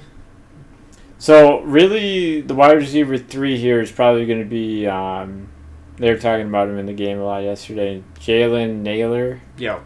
His nickname's Speedy. First rounder that we got from Eagles. Yeah, he's got a nickname and everything, so he should definitely be in the top half. Yeah. But again, it shouldn't be Brandon Powell there because No. this guy doesn't know what he's talking about. It should be Jalen Naylor. Lad McConkey. Should be a little bit higher. Josh Reynolds, I don't even know who the fuck that is. Rondale Moore is on He's IR. 10. Yeah. But I guess, okay, this was made before yeah, I guess so. the injury, but right, he's out. whoever the Falcons wide receiver 3 is should just be dead last. But right, Pearsall should be higher. I think Who should be number 1? And tell me why it shouldn't be Tank Dell. It has to be Tank Dell. Yeah. It has to be. Like, he literally only got demoted because they brought in Stephon Diggs. Come on. And Demarcus Robinson, wide receiver 3 in LA. Where's LA? Elijah Moore, I hate hearing about that dude. Yeah. I'm just done with him. Demario Douglas. Alright. Yikes. I think Yikes. and that's all the gripes I got with this video. Here's how I drafted a flawless team from the 102 using the 0 running back strategy. With the second pick in the draft, I took Tyreek Hill, who should really be the first overall pick, so at number 2, he's a steal. And then in the second round, I drafted old reliable Mike Evans. Yeah, but I'm not taking him in the second round. That was Devontae Smith, and I stacked him up with Jalen Hurts, who we drafted in the 4th. But even in round 5, I didn't draft a running back yet because I took Trey McBride, giving us an insane foundation at every single position so far, besides RB. However, I couldn't avoid a running back forever, so in the 6th... Here's the deal, too, with Trey McBride. I like him. Yep. He had a crazy finish last season because they got rid of Zach Ertz. Kyler Murray came back. And then Hollywood Brown was hurt. So he was like the only legit target. Value-wise, I don't like taking him rounds over George Kittle. Nope. David Njoku, Cleveland tight ends. And there's probably some other tight ends down there that I can't think of because I don't think he's going to be as nuts this year. Here's the thing, too. One, when you have the second overall pick and you take Tyreek Hill, you can't say, I got a steal at 102. No, you had the second pick. That's not a steal. Yeah. Somebody else just took CMC. You're just an idiot. Kenneth Walker, Oops. Hurts at 4 is ridiculous. Yeah. That's awful. Walker, I'm pretty sure he's a 5th round pick in ADP, so I don't know how he's 6 out of 11 here, but okay. Yeah. who is somehow still available, and I paired him up with David Montgomery, who was top 15 That's last fine. season. In the 8th round, I drafted Raheem Mostert to start in the flex spot, and then in the 9th, I drafted our first bench player in Tajay Spears, who will take over the Titans' backfield in the second half of the season. In round 10, I drafted Dontavian Wicks, who was top 10 in route win rate last season, and then in the 11th, I drafted the best late running back out there, who is obviously Ezekiel Elliott. Then to finish off the draft, I was confident in the wide receiver room, so in the 12th round, I took a shot in the dark on rookie Ricky Pearsall for the 49ers. Look, You want to go first, and then I'll tell you this team's win-loss record? Yeah. Let me just say, after round 4, this team kind of falls apart a little bit for me. I don't mind the Monty pick. I don't like Walker. What about as a total, the running back room?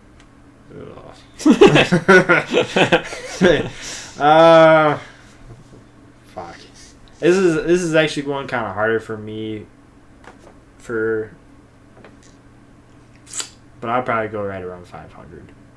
Oh, okay. No, I got this team winning like 2 games. And if Hill gets hurt before the season starts, no wins. Oh, no like wins. that's because I really don't like that running back room, or it's just very average Yeah. or slightly below average. Your wide receiver room, you went wide receiver early, but it's not like He just didn't get anybody that jumps out crazy. The thing that bothers me the most is the Mike Evans pick. Actually. Yeah, that shouldn't be a second round pick. Yeah. But okay, end of the second round. Okay, whatever. I guess Devontae Smith. He's gonna just have some really good weeks. That's the problem. Just because Monty's gonna steal touchdowns. Tyreek Hill's gonna do Tyreek Hill things. Hurts. I think the Eagles actually don't do well this first part of the year. Well, that would affect Hurts and Smith then. Yeah. So. Ugh. And then that's the thing too. He's got Tyreek Hill, Mostert, so it's like only one guy's gonna have a good week, and then mess. Yeah. I just had to say 500 because I just don't know. Because the team is just a mess. Yeah. I don't see enough There you go. hitters. 0 running back or 0 win strategy. Where do you see that? 0 0 running back or 0 win strategy. Yeah, that's where I'm sitting. Yeah, Mike Evans. With this second round. Yikes. Let's talk about the Chargers. There was an interesting little blurb I that sent came this out to you. on Twitter over the weekend. Daniel Popper of The Atlantic, he has claimed that the 3 wide receivers that are going to be used in 11 personnel packages for the Chargers are currently Joshua Palmer, Lad McConkey, and DJ Sharp. There is somebody, I don't know if you heard those 3 names. Somebody's missing, gentlemen. A first-round pick from last year isn't even starting as a wide receiver 3 for them right now. And that person's Quentin Johnston. You hit the panic button on Quentin Johnston. If you're Dynasty Fantasy owners, you just sell him for a 4th-round pick, move on, try and just close your eyes and cross your fingers that somebody will hit the accept button. If we're talking fantasy football, I'm not going to pay a 4th-round pick for Quentin Johnston. If you trade Quinn Johnson away for a 4th round pick in a dynasty league, you are the dumbest motherfucker to ever play dynasty fantasy football. Point blank. Here's a big problem, too. Granted, this was the 26th, so a little over 2 weeks ago. But this has been a thing all off season. They have been asked over and over, hey, how's Quentin Johnston? What is he looking like? How is he doing?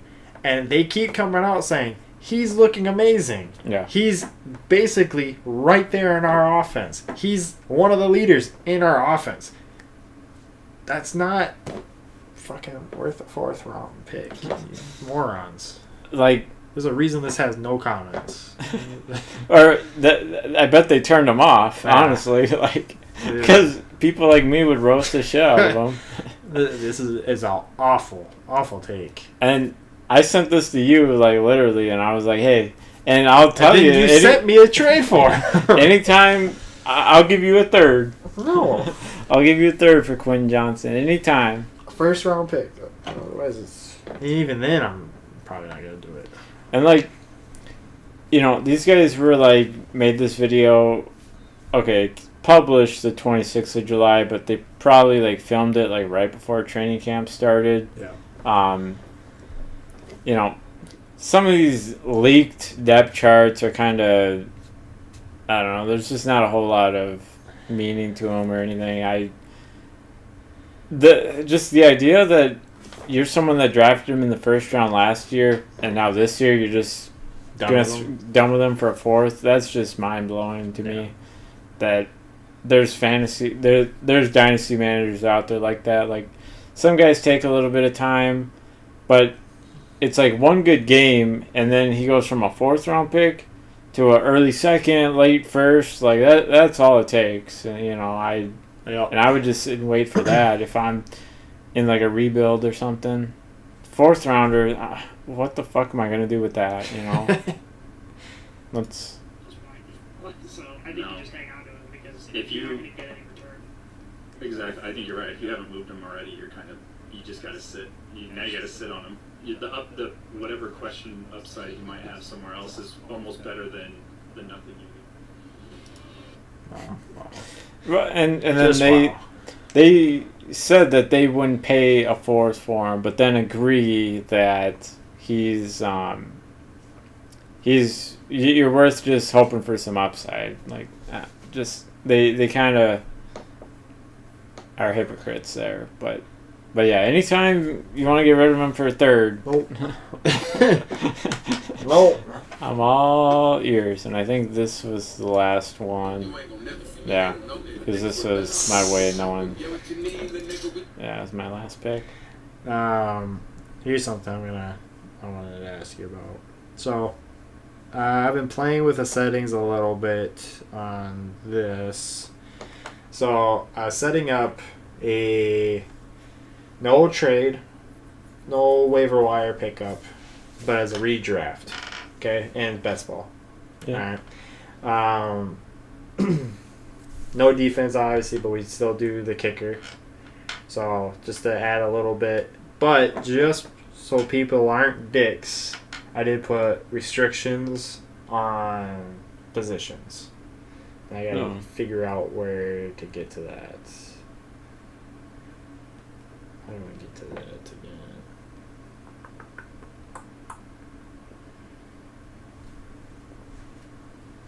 Maybe it's in general.